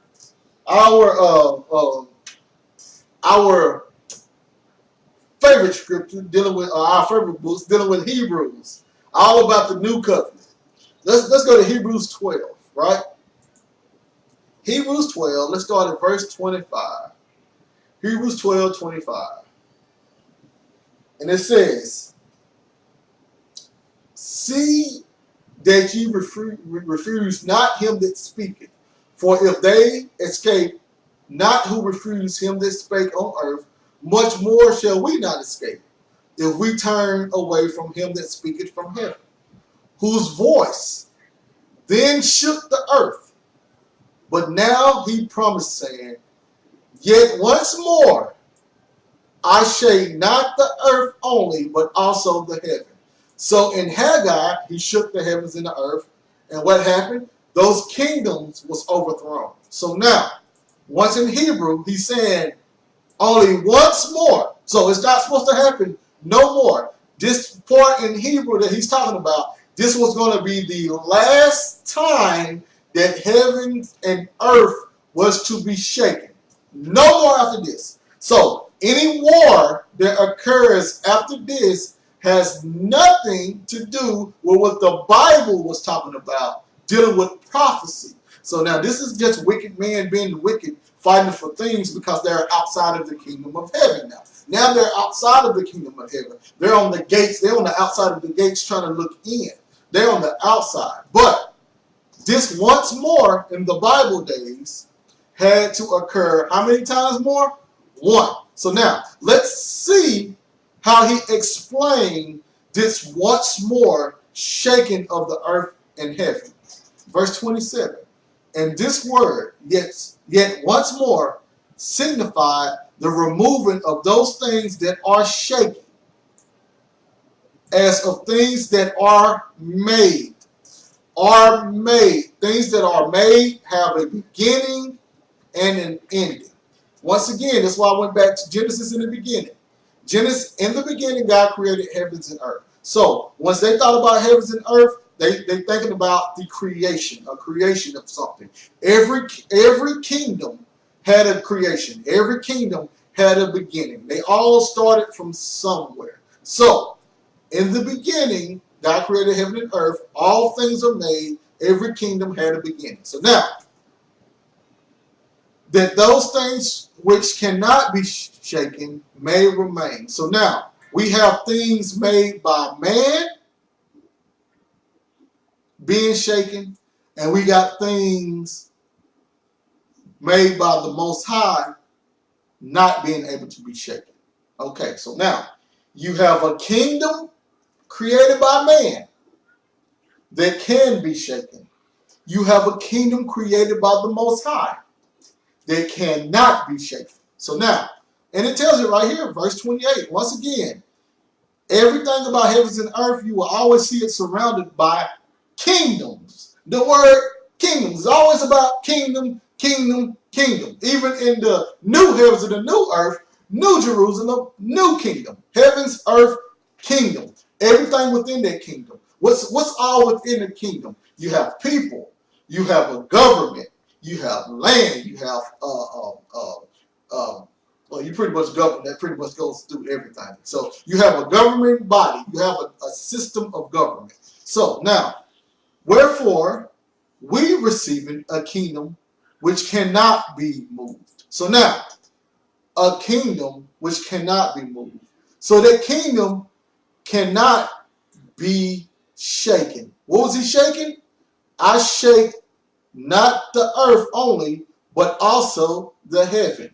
I shake not the earth only, but also of the heaven. The things that being shaken was going to be removed. These things being shaken was going to be removed. But what cannot be shaken was the new kingdom. The kingdom could not be shaken. Only the old kingdom could be shaken. The new kingdom could not be shaken. That kingdom under the Mosaic covenant.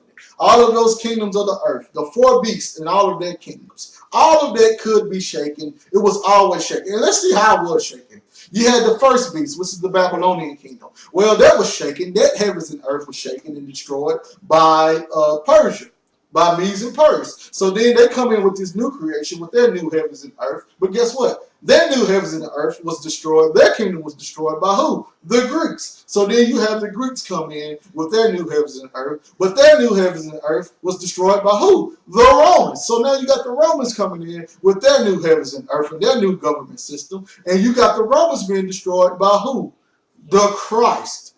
And his kingdom, which was based on your circumcision of your heart, which did not have a central locale because it took over the whole entire planet, the whole earth. The whole earth became a New Jerusalem. His kingdom could not be shaken. His heavens and earth could not be shaken.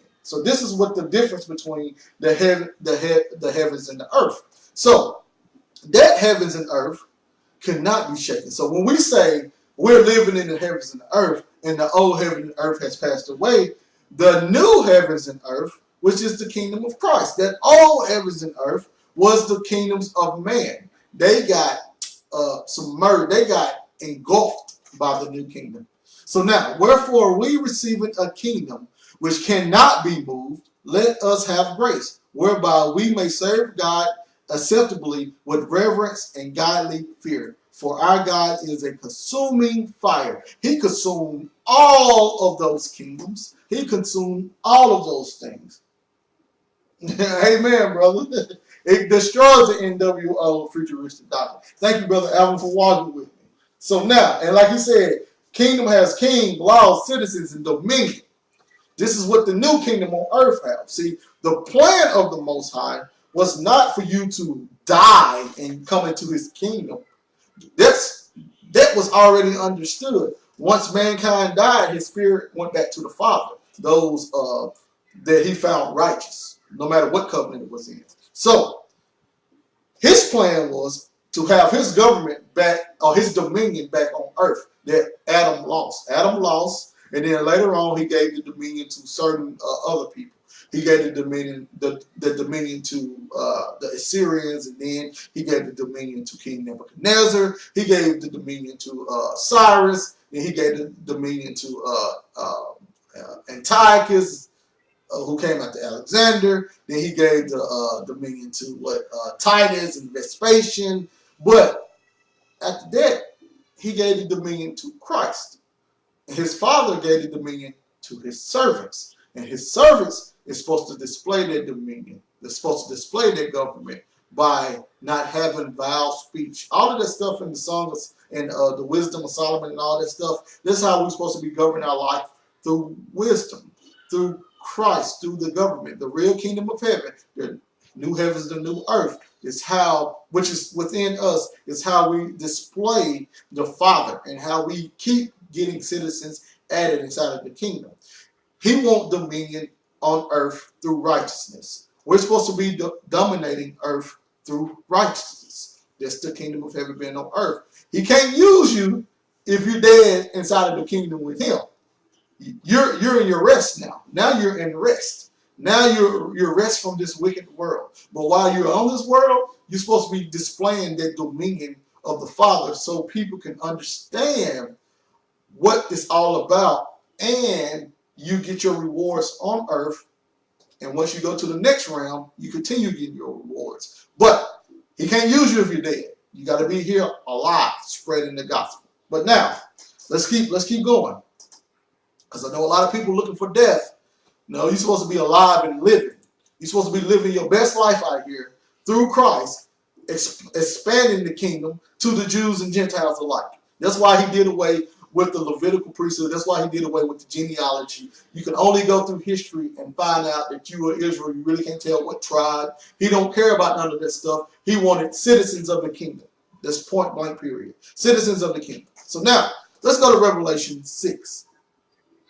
Okay, now let's set the mood. Before we go to Revelation 6, let's set the mood again. So now, let's go back to Joel. Let's go to Joel, right? And I think it's chapter 2. Let's see here.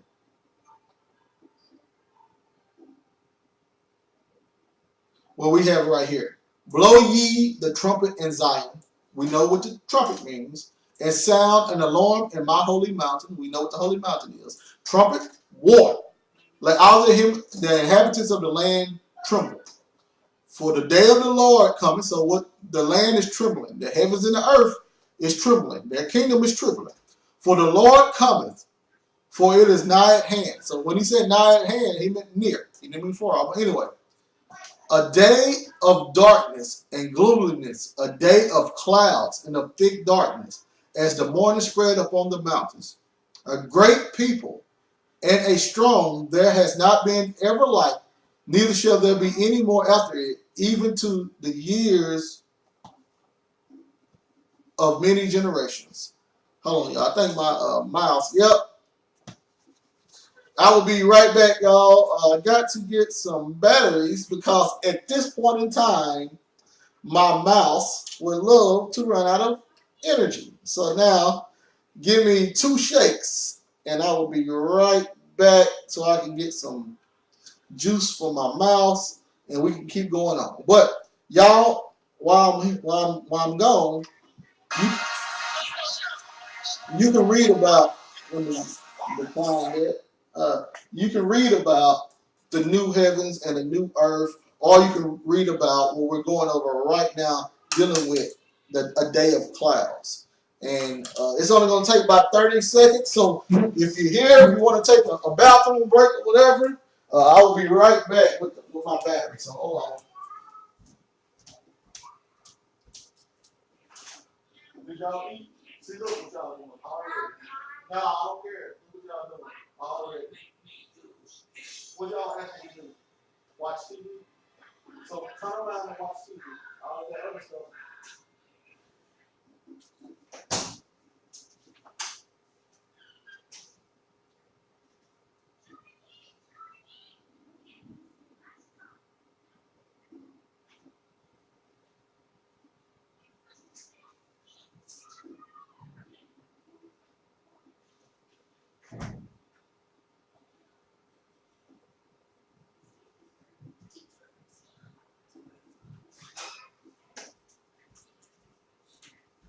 All right, y'all. I am back. So now let me try to put my batteries in my remote. Or sorry, my mouse. And keep it going. All right, there we go. We got some new juice now.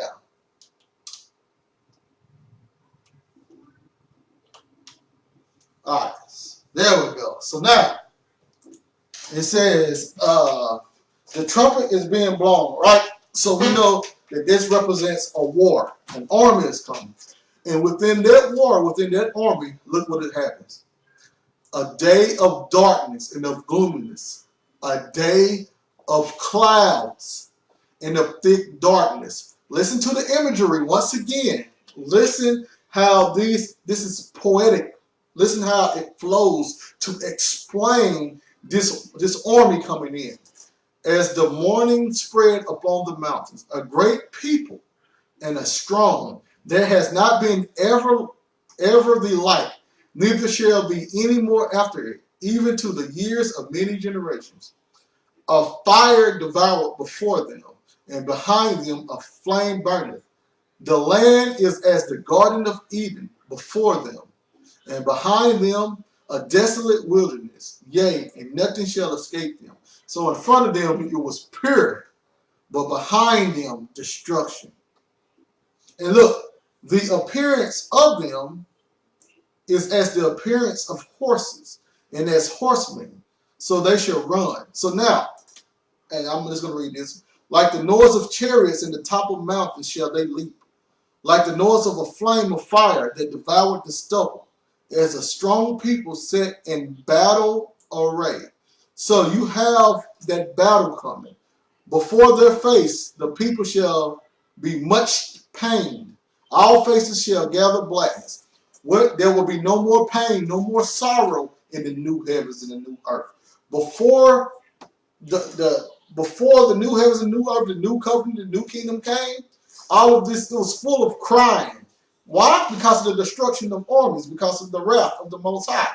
Full of pain, destruction of the army. Full of death, full of sorrow, dealing with the things of them misusing the covenant. But the book of Revelation draw from this, because the book of Revelation, he saw it in vision form, and he said, they was like locusts that had women's hair, and their sounds were like the sound of chariots, and etc. And their sting was like the sting of a scorpion, and they could not kill a man, but they had to torment the man for 5 months, and etc. You see, we have the same imagery right here. Now, I'm pretty sure this is where John the Revelator was actually pulling from. The appearance of them is as the appearance of horses. So notice he's not saying that these, yeah, that's it. Yes, sir. Yes, sir. You already hit it. Yes, sir. So now you see how he just didn't say, how Joel just didn't say these were men and they was coming in their horses. No, he used the imagery behind it. He used the poetic nature that all writers of the scripture use. Listen what he says. The appearance of them is as the appearance of horses, and as horsemen, so shall they run. Like the noise of chariots. See, he wants you to imagine this in your mind. You got to appear, you got to see the horses coming. You got to see the horsemen coming. You got to hear the chariots coming. Like the noise of chariots on the top of mountains. You can hear the chariots running. You can hear them getting closer and closer. So they leap like the noise of a flame of fire that devoured the stubble. Have you ever heard something like straw or something be on fire? How it sounds? As a strong set people set in battle array. So these people are an army. But now, let's see what happened. Let's see what happened. They should run like mighty men. They should climb on the wall like men of war. So you got them scouting the walls and stuff, setting their thing. Y'all didn't see plenty of war movies. Y'all know how they and when they go against those castles and etc. They have to throw the ropes up and climb up the walls to get in and stuff. You already seen that. But anyway, and they shall march every one of his ways, and they shall not break their ranks. So you know this is an army marching ranks. Neither shall one thrust upon another. They were uniform. They was organized. They shall walk everyone in his path. And when they fall upon the sword, they shall not be wounded. So they should be strong. Their armor shall protect them. You know what I'm saying? They can take more licks, but this is about the armor protecting them. They shall run to and fro in the city. They shall run up on the wall. They shall climb up upon the houses. They shall enter into the windows like a thief. What did Christ say? I'm gonna come like a thief in the night. Those who's looking for me, those who look, they will not be overtaken. Those who look will not be overtaken. But for those who don't look, I will come like a thief in the night. They are coming, they are breaking into houses like thieves. This is all about war. And look what happened. Let's look what happened. The earth shall quake before them. The heavens shall tremble. The sun and the moon shall be dark, and the stars shall withhold their shining. Not literal. This is all apocalyptic language. This is all the language that they use to explain the war. A war is coming. Destruction by an army. It's all about war. The sun not giving off a light. The moon not shining. Once again, it's all about the Feast of Trumpets. Feast of Trumpets is about that final war. So, the war Armageddon, whatever. So, the sun, moon, stars falling. All of this is about a war coming. And the Lord shall utter before his army, for his camp is very great. So this is his army, for he is strong to execute his word. For the day of the Lord is great and very terrible, and who can abide it? So now, you got the day of the Lord. This is the day of the Lord. The day of the Lord is brought in by an army coming in and destroying. While the army is destroying, it's just like the Feast of Trumpets being fulfilled, or the sun and the moon being dark, and the stars not shining. Look, the heavens shall, the earth shall quake before them. The heavens shall tremble. This is the shaking of the heavens and the earth. Dealing with what? Army coming, war, destruction of a kingdom, the heavens and the earth shaking because a war is about. The destruction is coming. This is what the heavens and the earth is. Not literal heavens and earth. But, so now, we see that being dealing with the destruction, right? Dealing with an army coming. So now, let's keep reading. Let's keep going, Joel.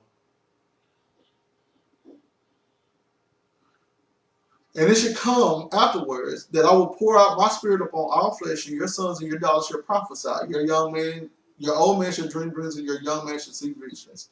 And also upon the servants and upon the handmaids in those days will I pour out my spirit. So we know that this happened in the New Testament, in the book of Acts. And I show wonders in heavens and in earth, blood and fire and pillars of smoke. Now what happens? What is the wonders in heaven? What is the earth? The wonders in heaven coming on clouds. The earth, heavens and earth being shaken. Blood, fire, pillars of smoke. All of this is what? War, war, war. Imagery of war. Wonders in the heavens and the earth. Earth, heavens being shaken. Blood, war, fire, war, pillars of smoke, war. The sun shall be turned into darkness, and the moon into blood, before the great and terrible day of the Lord come. What is the great and terrible day of the Lord? An army coming. When was that army going to come? After they received the Holy Spirit. So that's why, once you go into the book of Acts, and then we're going to go right back to what I was going to prove, but let me show y'all real fast. That's why when you go in the book of Acts, chapter 2, let's see here, right here.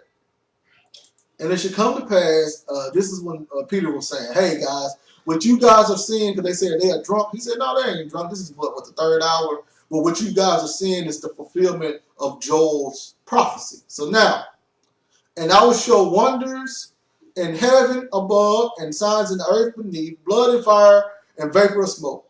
The sun shall be darkened, shall be turned into darkness, and the moon into blood before the great and notable day of the Lord. So they knew what this meant. They knew that now an army was coming. So, but now look, and it should come to pass that whosoever shall not come on the name of the Lord shall be saved. Ye men of Israel, hear these words. Jesus of Nazareth, a man approved of God among you by miracles and wonders and signs, which God did by him in the midst of you, as you yourselves also know, him being delivered by the determinate counsel and foreknowledge of God, ye have taken by the wicked hands and have crucified the slain, whom God has raised up, having loosed the pains of death, because it is not possible that he should be holding of it. For David speaking of him concerning, let's keep going. He's talking about what David said. Men and brethren, okay, he's letting them know that wasn't David. Let's see here. I want to show you what they responded when after Peter said all this stuff.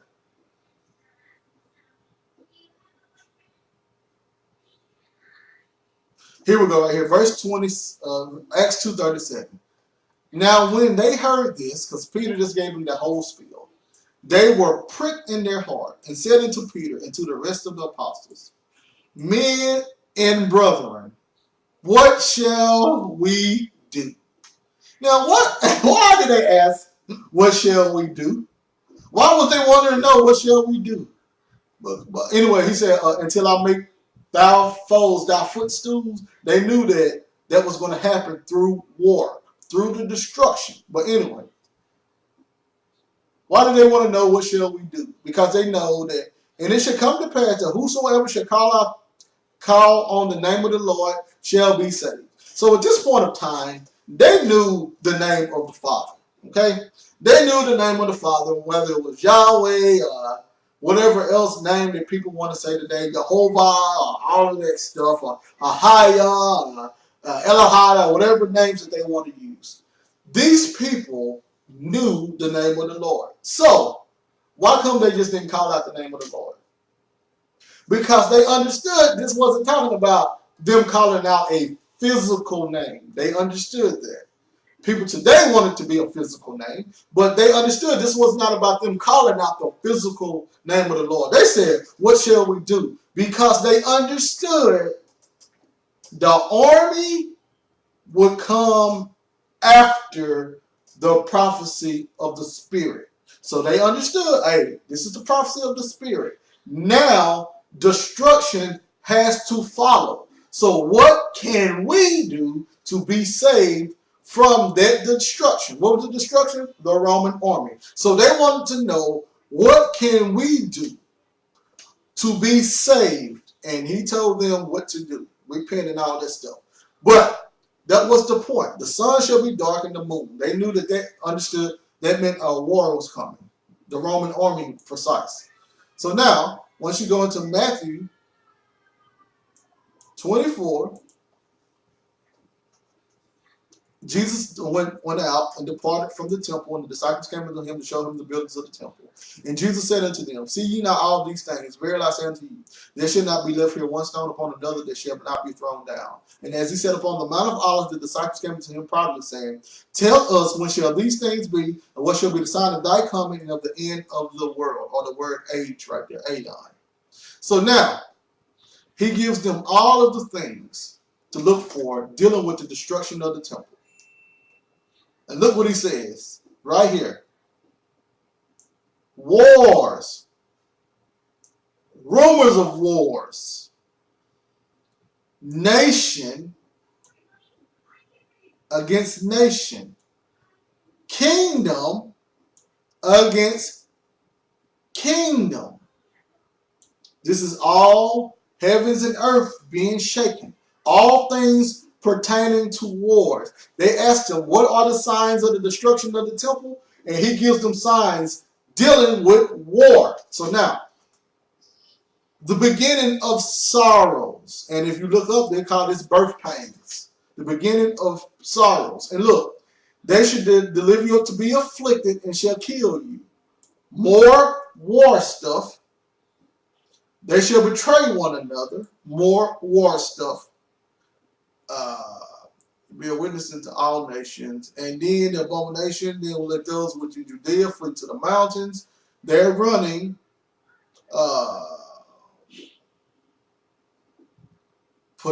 Then shall be great tribulation, dealing with the war.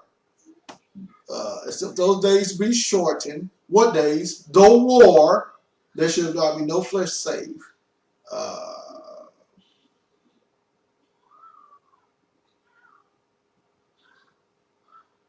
Here we go right here. Immediately after the tribulation of those days, shall the sun be darkened. So they go through tribulation first, right? The tribulation is dealing with the Roman army and the war.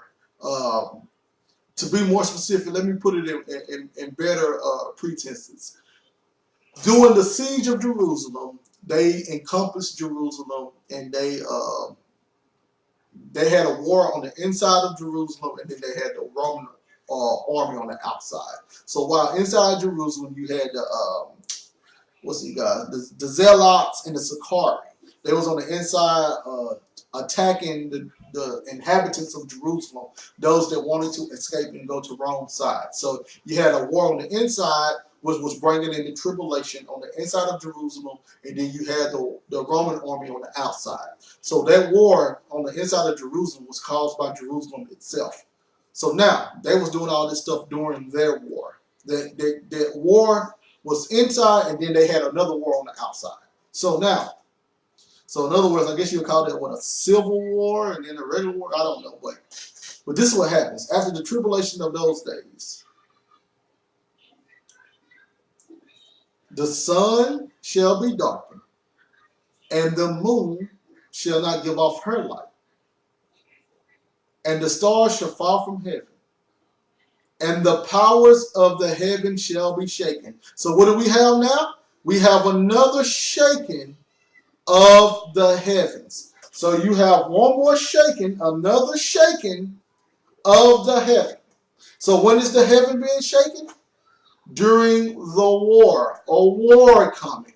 The kingdom is being shaken. The kingdom of Israel at this point is being shaken.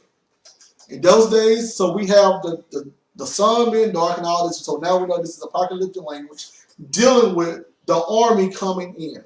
And look, as that army comes in, which was what? The Roman army, as Rome's army come in to finish sieging Jerusalem, to finish the destruction from which the people inside of Jerusalem started. Look what happens. And then shall appear the sign of the Son of Man in heaven. So now a sign shall appear with all of the shaking of heaven, and then shall all the tribes of the earth mourn, and they shall see the Son of Man. Now, how are they going to see him? Coming in the clouds of heaven with power and great glory. So once again, they will see him coming in the in the clouds of heaven. And we saw earlier that they're coming with the clouds represented an army coming in. So they will see the Son of Man, Christ, coming with a Roman army. So Christ, not literally Christ coming, because he's on a spiritual realm, which you cannot see, but they would see his presence. Let me show you right here. So you can see what I'm talking about. They'll see the Son of Man.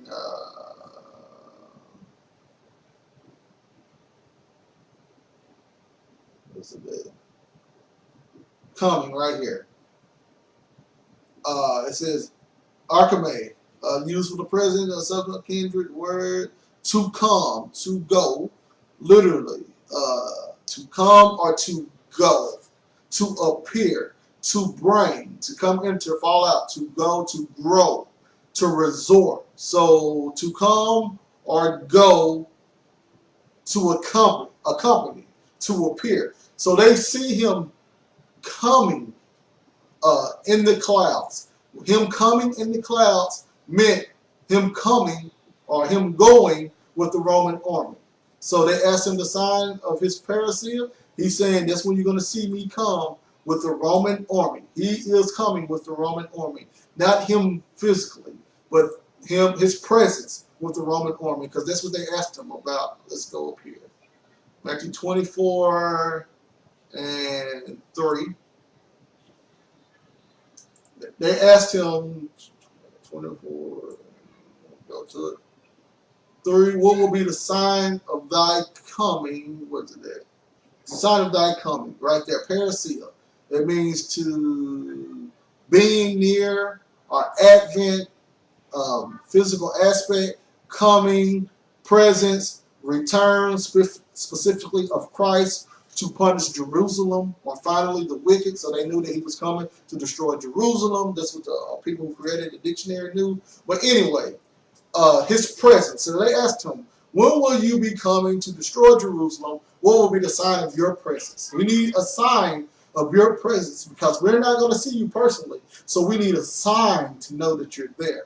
And he told them that sign that you need to know that I'm there is when the clouds and all that stuff be darkened. And they were like, okay, so when the army comes, we know that you would be there. And what did he say in Hebrews? That was only going to happen one more time. That's it. So this is the heavens and the earth shaking, and etc. So now, once you go to book of Revelation, chapter 6, this is about the Roman army. It says, beheld, and I beheld when he had opened the sixth seal. So what happened when he opened the sixth seal? There was a great earthquake. So now we have the shaking of the earth. Once again, we have the shaking of the earth.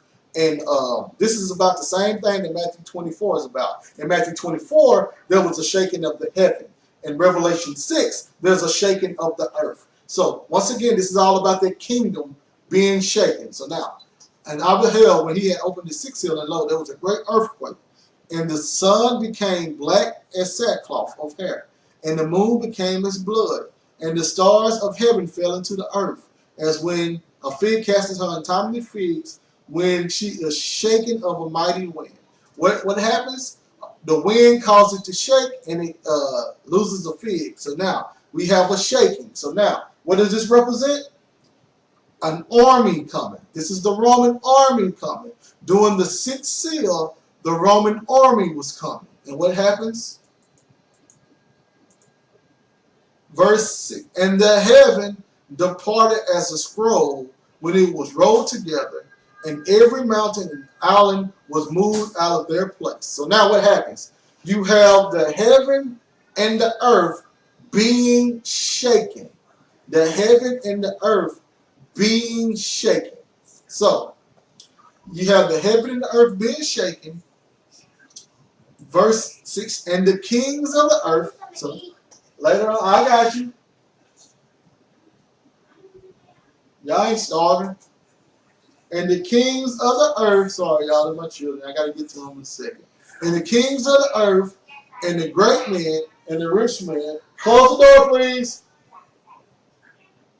And the kings of the earth. So these are all kingdoms now.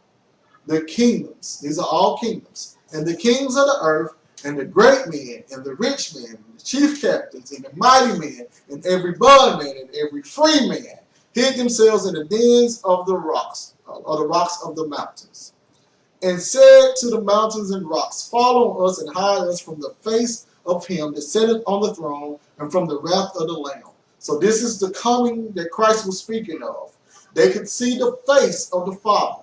They knew that this was the wrath of Christ. They knew that this was Christ's second coming. This is the Roman army. And when the Roman army was coming, then those inside of Jerusalem, those who was considered to be parts of the kingdom, the kings, the chief captain, the mighty, all those officials dealing with the government of Israel, etc., that was inside of Jerusalem, they had to flee and hide from the Roman army. And they should know, or they knew that this would be the wrath of Christ. This is what Christ talked about, his second coming. This is the face. This is the Most High allowing Christ to do his will through the Roman army. And look what it says. For the great day of his wrath is come, and who is able to stand? That great day of the wrath, that rewards, the rewards came, and who was able to stand dealing with the rewards. So now, to finish it up, I think it's Revelation 20. So now,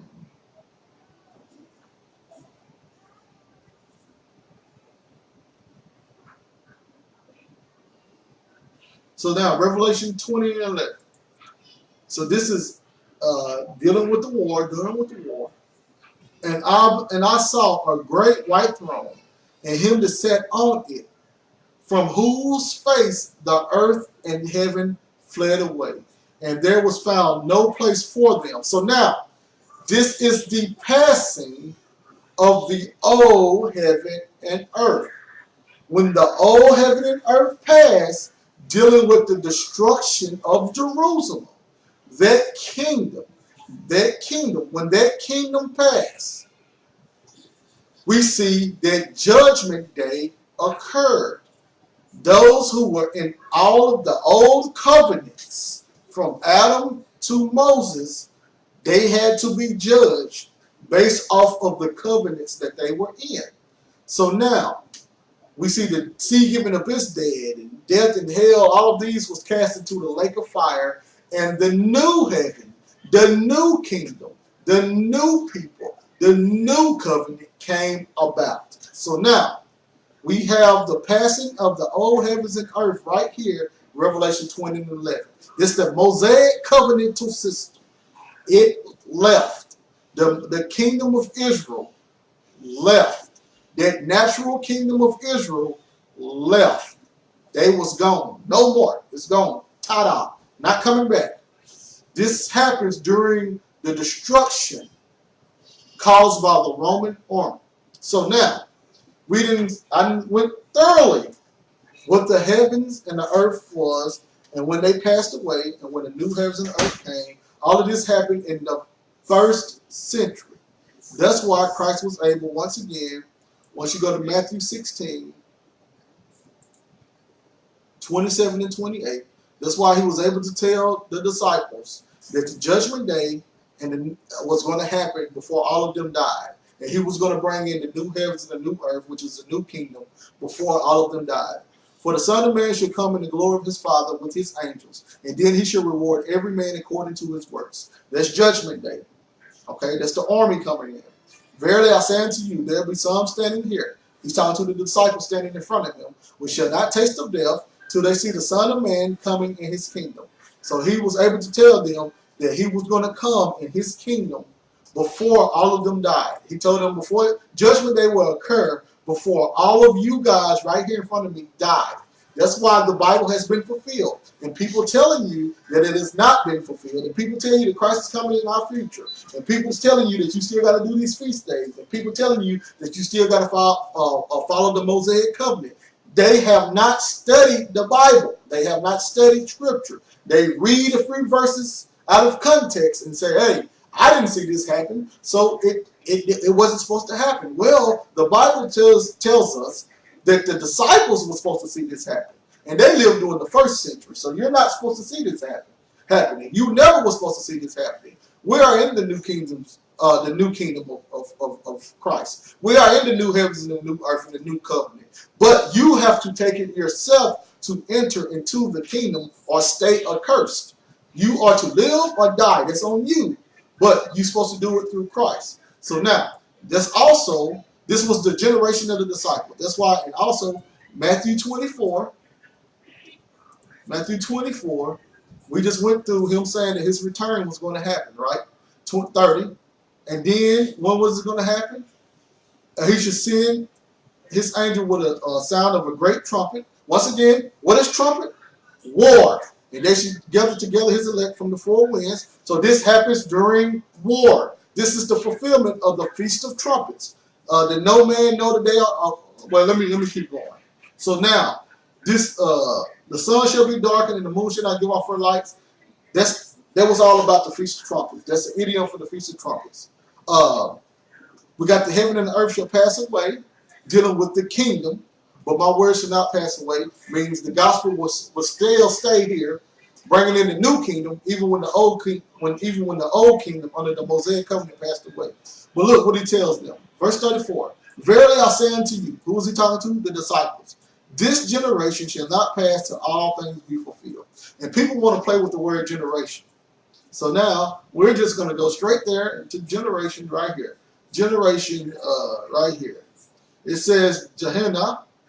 Implication, an age, nation, time, the period, or the persons. So this generation, this age shall not pass away till all be fulfilled. So once you go into Matthew 24:3, they ask him what will be the end of this aeon. Aeon is another word for age. So they asked him what will be the end of this age, and he told them, this age will not pass away until all these things be fulfilled. All what things? All the things that lead to the destruction of the temple. So that generation or age is the same time period that they all lived in. So you have it there, and then Revelation was all about this too, the destruction of the temple, bringing in the new covenant. So now, I'm almost done. So now, let's go over just a few more things dealing with the heavens and the earth, what they would have considered also the heavens and the earth, and then we can call it quits.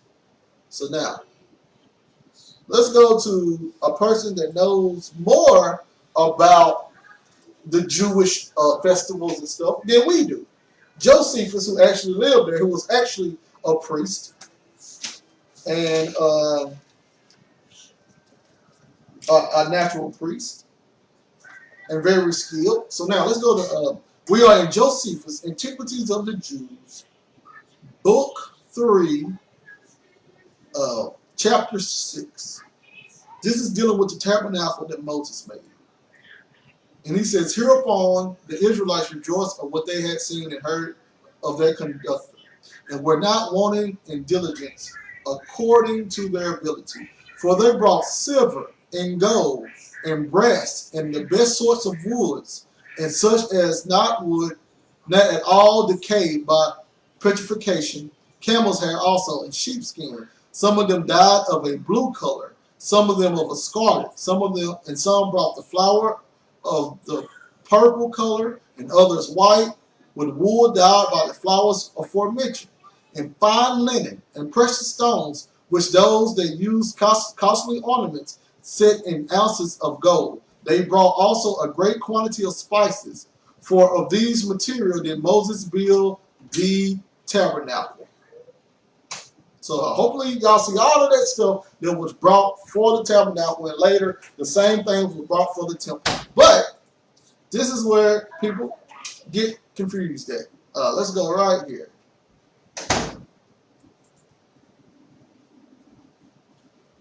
Revelations. Give me 1 second to find it. I think it's Revelation 17. Revelation 17. The great prostitute and the beast. Let's talk about, and upon her forehead, Revelation 17:4. And the woman was arrayed in. Maya, could you stop, please?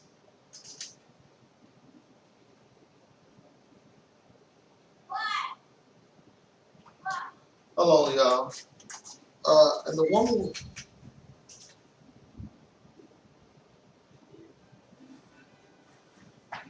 Give me 1 second. Don't think about.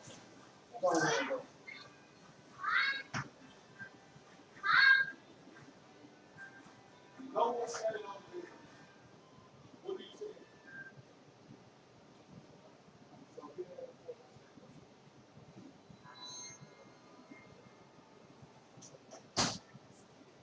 Sorry, y'all. So now, Revelation 17:4. And the woman was arrayed in purple and scarlet color, and decked with gold and precious stones and pearls, having a golden cup in her hand full of abominations and filthiness of her fornication.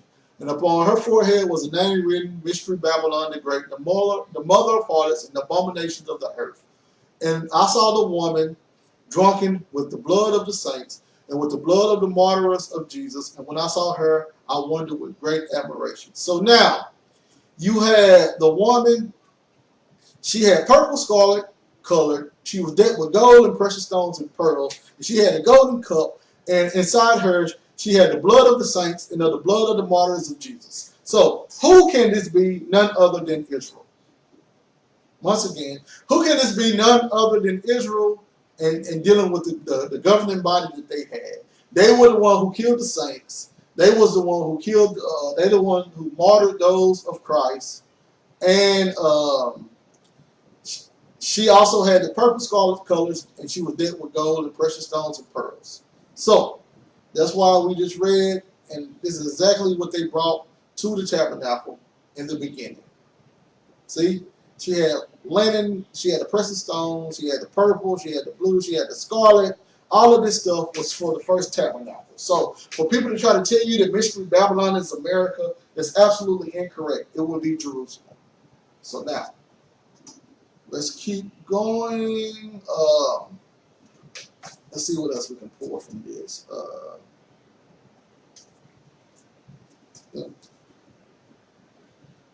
Let me try to go through. Let's go to 4. It's storming outside, so I ain't gonna be able to go too long. And this is about the tabernacle. And as for inside, Moses parted its length to 3 partitions.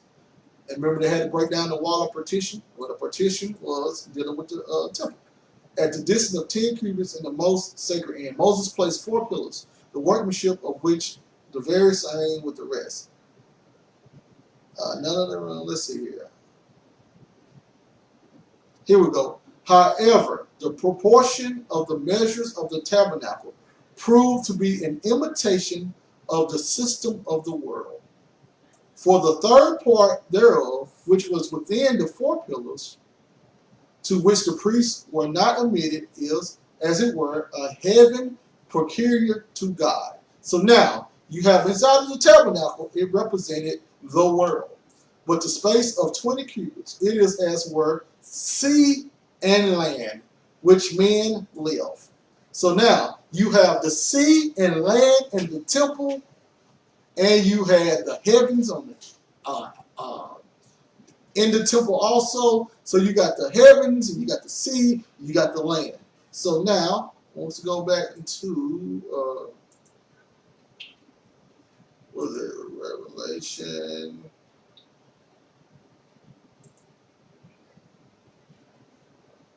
And I saw the new heaven, new earth, for the first heaven, first earth was passed away, and there was no more sea. This was all represented inside of the temple. Well, this was a tabernacle, but later becomes a temple. So now you see that it represented the sea and the land in which men live. So this part is peculiar to the priest only. So now,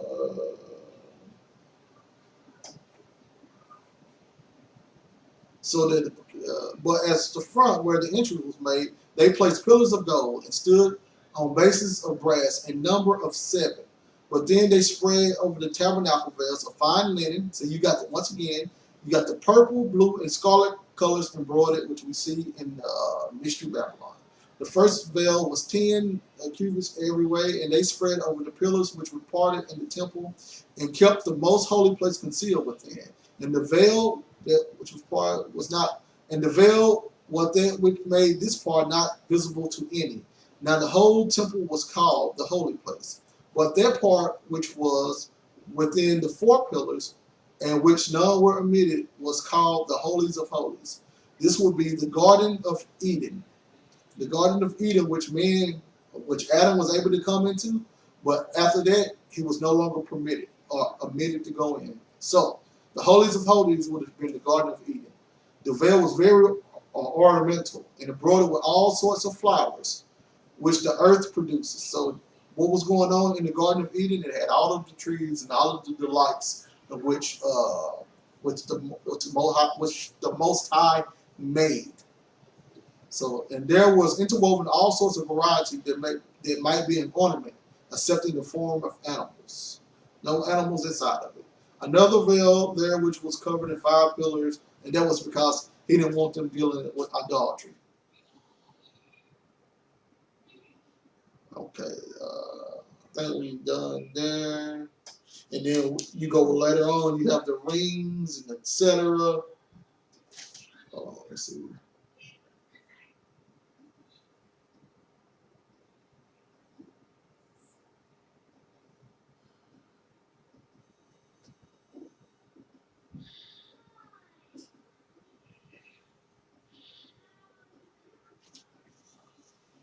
We just go to 7 and just read it real fast, and then we go. And over against the table near the southern wall was a set of candlesticks of gold, hollow within, being of the weight of 100 pounds, which the Hebrews call chinchars. If it be turned into the Greek language, it denotes a talent. It was made with the knops and lilies and pomegranates and bowls, which ornaments amount to 70 in all. So you got 70 in all, which pretty much symbolic. This is what the 70 elders represented, by which the shaft elevated itself on a high from a single base and spread itself into as many branches as there are planets, including the sun among them. So you have how the world was created. You have that symbolized also inside of the tabernacle. It terminated in 7 heads. You got the 7 heads, which were 7 hills inside of Revelation. So you see where the Most High used this was a reflection of what Moses saw when he went up the mountain and he saw the kingdom. So the Most High used the actual temple that Moses saw in order to create the Bible and his plan. So he literally used things inside of his temple and created a story around them. So you got the 7 heads in one row, all standing parallel to one another. And these branches carried 7 lamps, one by one, in imitation of the number of the planets. So they only thought it was 7 planets. So I say it's 7 planets. These lamps looked into the east, into the south, the candlestick being situate obliquely. And then you got the golden rings and bars and etc. You got the vessels. You had the 12 loaves, which represented the the 12 disciples, as well as the 12 tribes of Israel. So you got a lot of imagery. I know y'all heard that too. Y'all let me hurry up with this.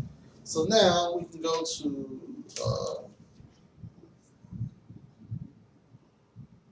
for Jews, and this is about the temple now. It said, but as into the holy house itself, which was placed in the midst of the innermost court. This is War of the Jews. What was that, book 2, I think? I thought I had it more.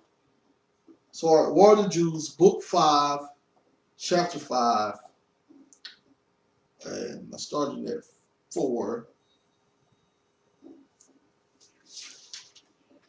Yep, I started at 4. So now, let's see, style shows. The first gate was 70 cubits high. Once again, y'all see the symbolism dealing with the 70 elders. It was ascended by 12 steps, 12 tribes of Israel, 12 disciples. Its first gate was 70 cubits high, 25 cubits broad, but this gate had no doors, for it represented the universal visibility of heaven. So once you saw that gate, you were supposed to understand that this represented heaven, and that it cannot be excluded from any place. So no doors mean it cannot be excluded. All had access to it. That's when you look up in heavens. In front was covered with gold all over, and through it the first part of the house. Let's see here.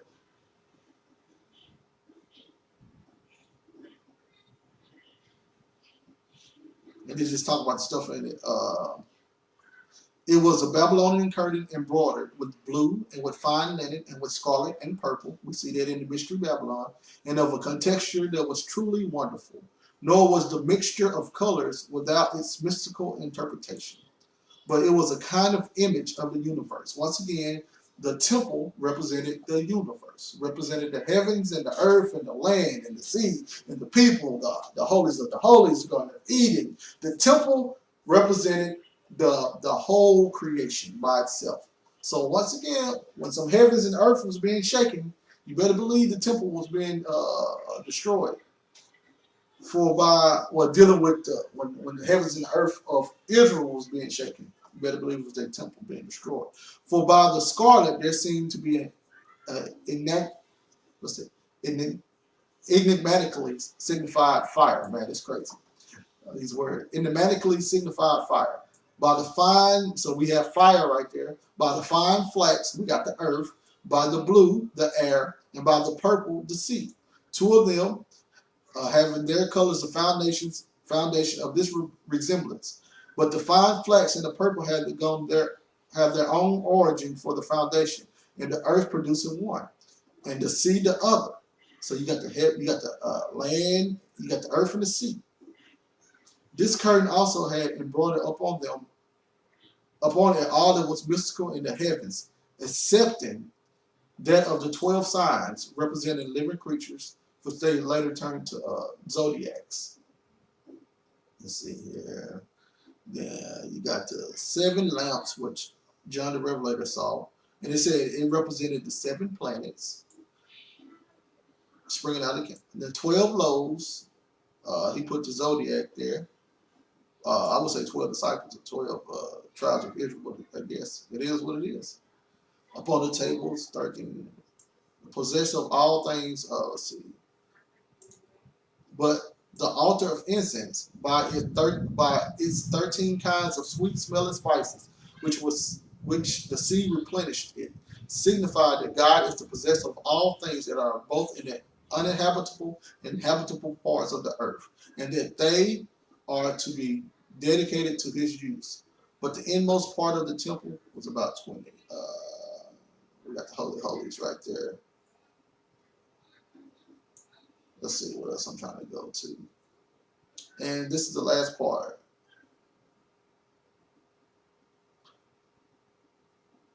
But this temple appeared to strangers when they were coming to it at a distance, like a mountain covered with snow.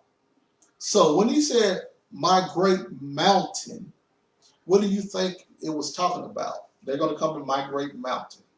This was talking about the new temple, the new Jerusalem, and the new temple, the new covenant, the new people, the new city. So this is what that mountain of the Most High was. It represented his temple. So it looked like a mountain covered with snow from far off. So the mountain of the Lord, you have it right here.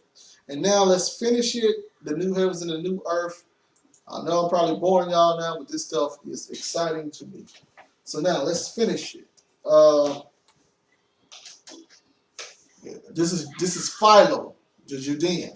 We know that he had a lot of Grecian thoughts. He liked Plato and all them. He was a philosopher. So some of the stuff that he said really doesn't make sense. But let's see what he said about some of the stuff dealing with the priesthood. He said the nation has 12 tribes, but one out of these was selected and its special merits for the priestly office, a reward granted to them for their gallantry and godly zeal on the occasion when the multitude was seen to have fallen into sin through following the ill judgment of some who persuaded them to emulate the foolishness of Egypt and the vainly imagined fables current in that land, attached to irrational animals, especially to bulls. So we know they love bull worship. Boy, they did. For men of this tribe at no bidding, but there made a wholesale slaughter of the leaders of the delusion, and thus carrying the end of the championship of piety, were held to done truly religious deeds. So they called it religious themselves. But anyway,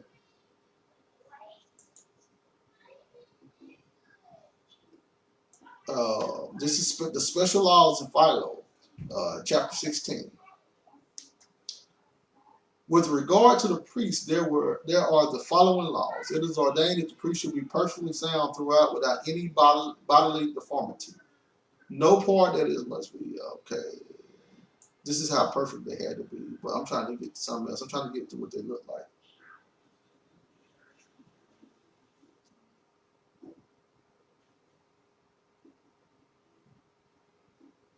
Oh no.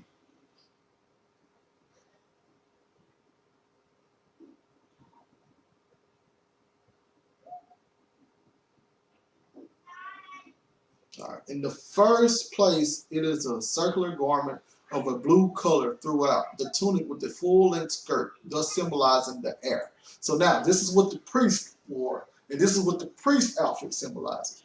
So they had a tunic that symbolized the air, because the air is both naturally and black, and in a sense of a full-length robe stretching from the sublunar region above the lowest recesses of the earth.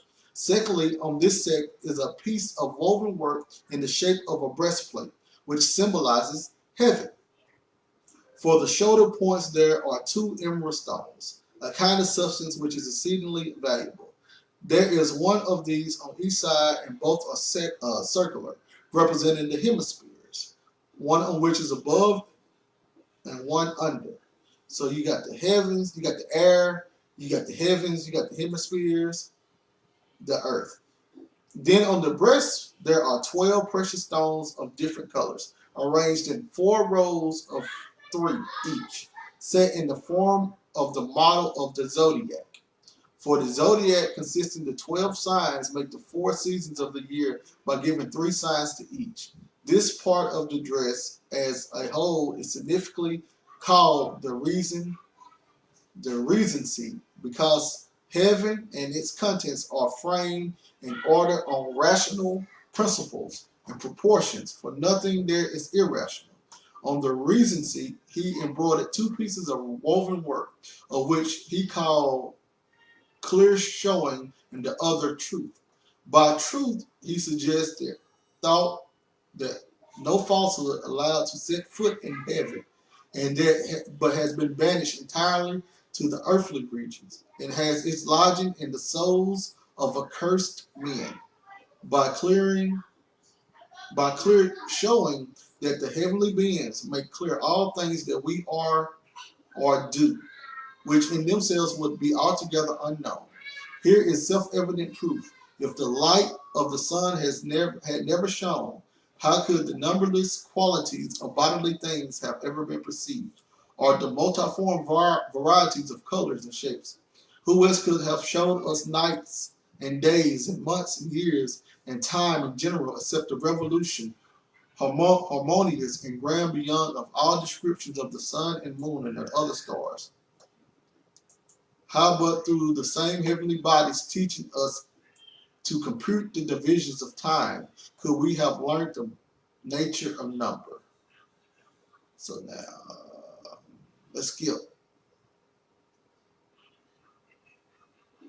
17. And at the very lowest part of the skirt, there appended golden pomegranates and veils and flower work, symbols of earth and water, the flower patterns of earth, because they grow and flower out of it. The pomegranates of or flowing fruit of water, the name preserving its derivation from flowing, derivation of flowing, from flowing, while the bells show forth the harmony and concord and unison of the parts of the universe. The order in which the parts are arranged are also admirable. At the very top is what he calls the breastplates, in which are placed the stones, a copy of heaven, because heaven also is at the top. Then under its full-length skirt, dark blue right through, because the air is also black and occupies the second position below the heaven. And the flower work and pomegranates at the extremities, because the earth and water is allowed the lowest place in the universe. Such is the form of the sacred vesture, whose designs a copy of the universe, a piece of work of marvelous beauty to the eye and the mind. To the eye, it presents the most amazing appearance, transcending any woven work that we possess in variety of costliness. To the mind, the philosophical conceptions which its part suggests, for it expresses the wish first that the high priest should have in evidence upon him in an image of the all, and that so by constantly contemplating it shall render his own life worthy of the sum of things, and performing the holy office of the whole universe as fellow ministrant. Okay, we got all of that.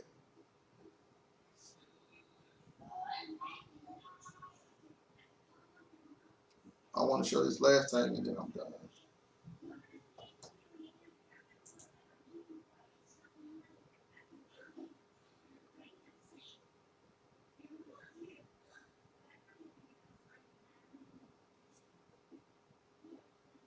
So I'm trying to find it real fast. 16. Here we go right here. And this is about Christ, and then we're done. And this guy wasn't a Christian at all, but this is something that the Israelites must have known. And let me try to make it big. It says, and the image of God is the Word, through whom the whole universe was framed. So it must have been a normal thing to know that the Father used the Word to frame the universe. And we know that the Word was Christ. So once again, in the image of God is the Word, which is capital W, through whom the whole universe was framed.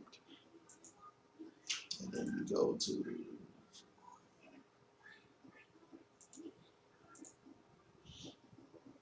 John 1:1. In the beginning was the Word. The Word was with God, and the Word was God. And the same was in the beginning with God. And all things were made by him, and without him was not anything made that was not anything made that was made. So now you have them all saying the same thing. They understood that the Father used the Word, so they all understood that it was another being inside of heaven, another deity inside of heaven that the Father used to create everything. And the Father wasn't he wasn't a Christian at all. So they all knew this. Sorry, y'all. So now I am getting ready to Man, I know that was long, about 3 hours long. So hopefully now, recap, we realized that the heavens and the earth, the old heavens and the earth, was the old kingdoms, and the heavens and earth that Israel went through pretty much with their old kingdom under the Mosaic covenant. Hopefully we understand that the new heavens and the new earth was the new kingdom under Christ, who the people are the kingdom, and the kingdom of God is within the people. The city not forsaken is the people. The people sought out are those people that spread the gospel inside the new covenant. So hopefully now we understood that when the heavens and earth passed, it was the kingdom passing. And when the new heavens and new earth arrived, it was the new kingdom arriving. So hopefully we understand what's going on here. The world itself was never expected to end. The world is supposed to continue to grow and keep going, and and we are supposed to have dominion as new covenant kingdom citizens. We're supposed to shelter the homeless, feed the poor, uh, be a father to the fatherless, baptize, spread the gospel, let people know that the kingdom is here, be in subjection to the Father, call upon the Father, wait on your reward, wait on your answers, and to expound in love, love yourself, love your brothers, no idolatry, love the Father above any, display all of the wisdom. Go relook at Proverbs and the wisdom of Solomon, etc., in order to understand how you're supposed to, how the Most High views wisdom, and how he views properly displaying yourself to display wisdom. So, hopefully, with that being said, hopefully we understand what the heavens and the earth was, so we don't have to object when we say that all the Bible has been fulfilled and we are living in the new heavens and the new earth right now, because we see that the old heavens and the old earth did indeed pass. Hopefully, we also understand that the sun and the moon not giving off their light and stars falling from heaven is imagery, is apocalyptic language, and we understand that this actually deals with an army. Hopefully, we also understand that Christ, Revelation, all that was about the Roman order.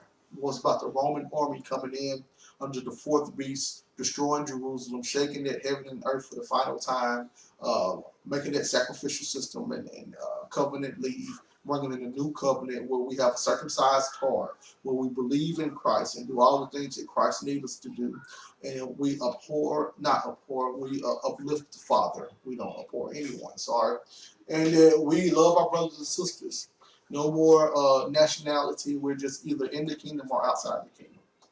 Hopefully, this helped everybody. If you have any questions, concerns, comments, let me know. I can be reached at AOSD Chandler, Assembly of Sound Doctrine Chandler, Chandler, on YouTube, Elvin Israel on Facebook. I'll talk to you all later. Thank you all for listening. Love you all. Have a glorious and fantastic Shalom. Shalom.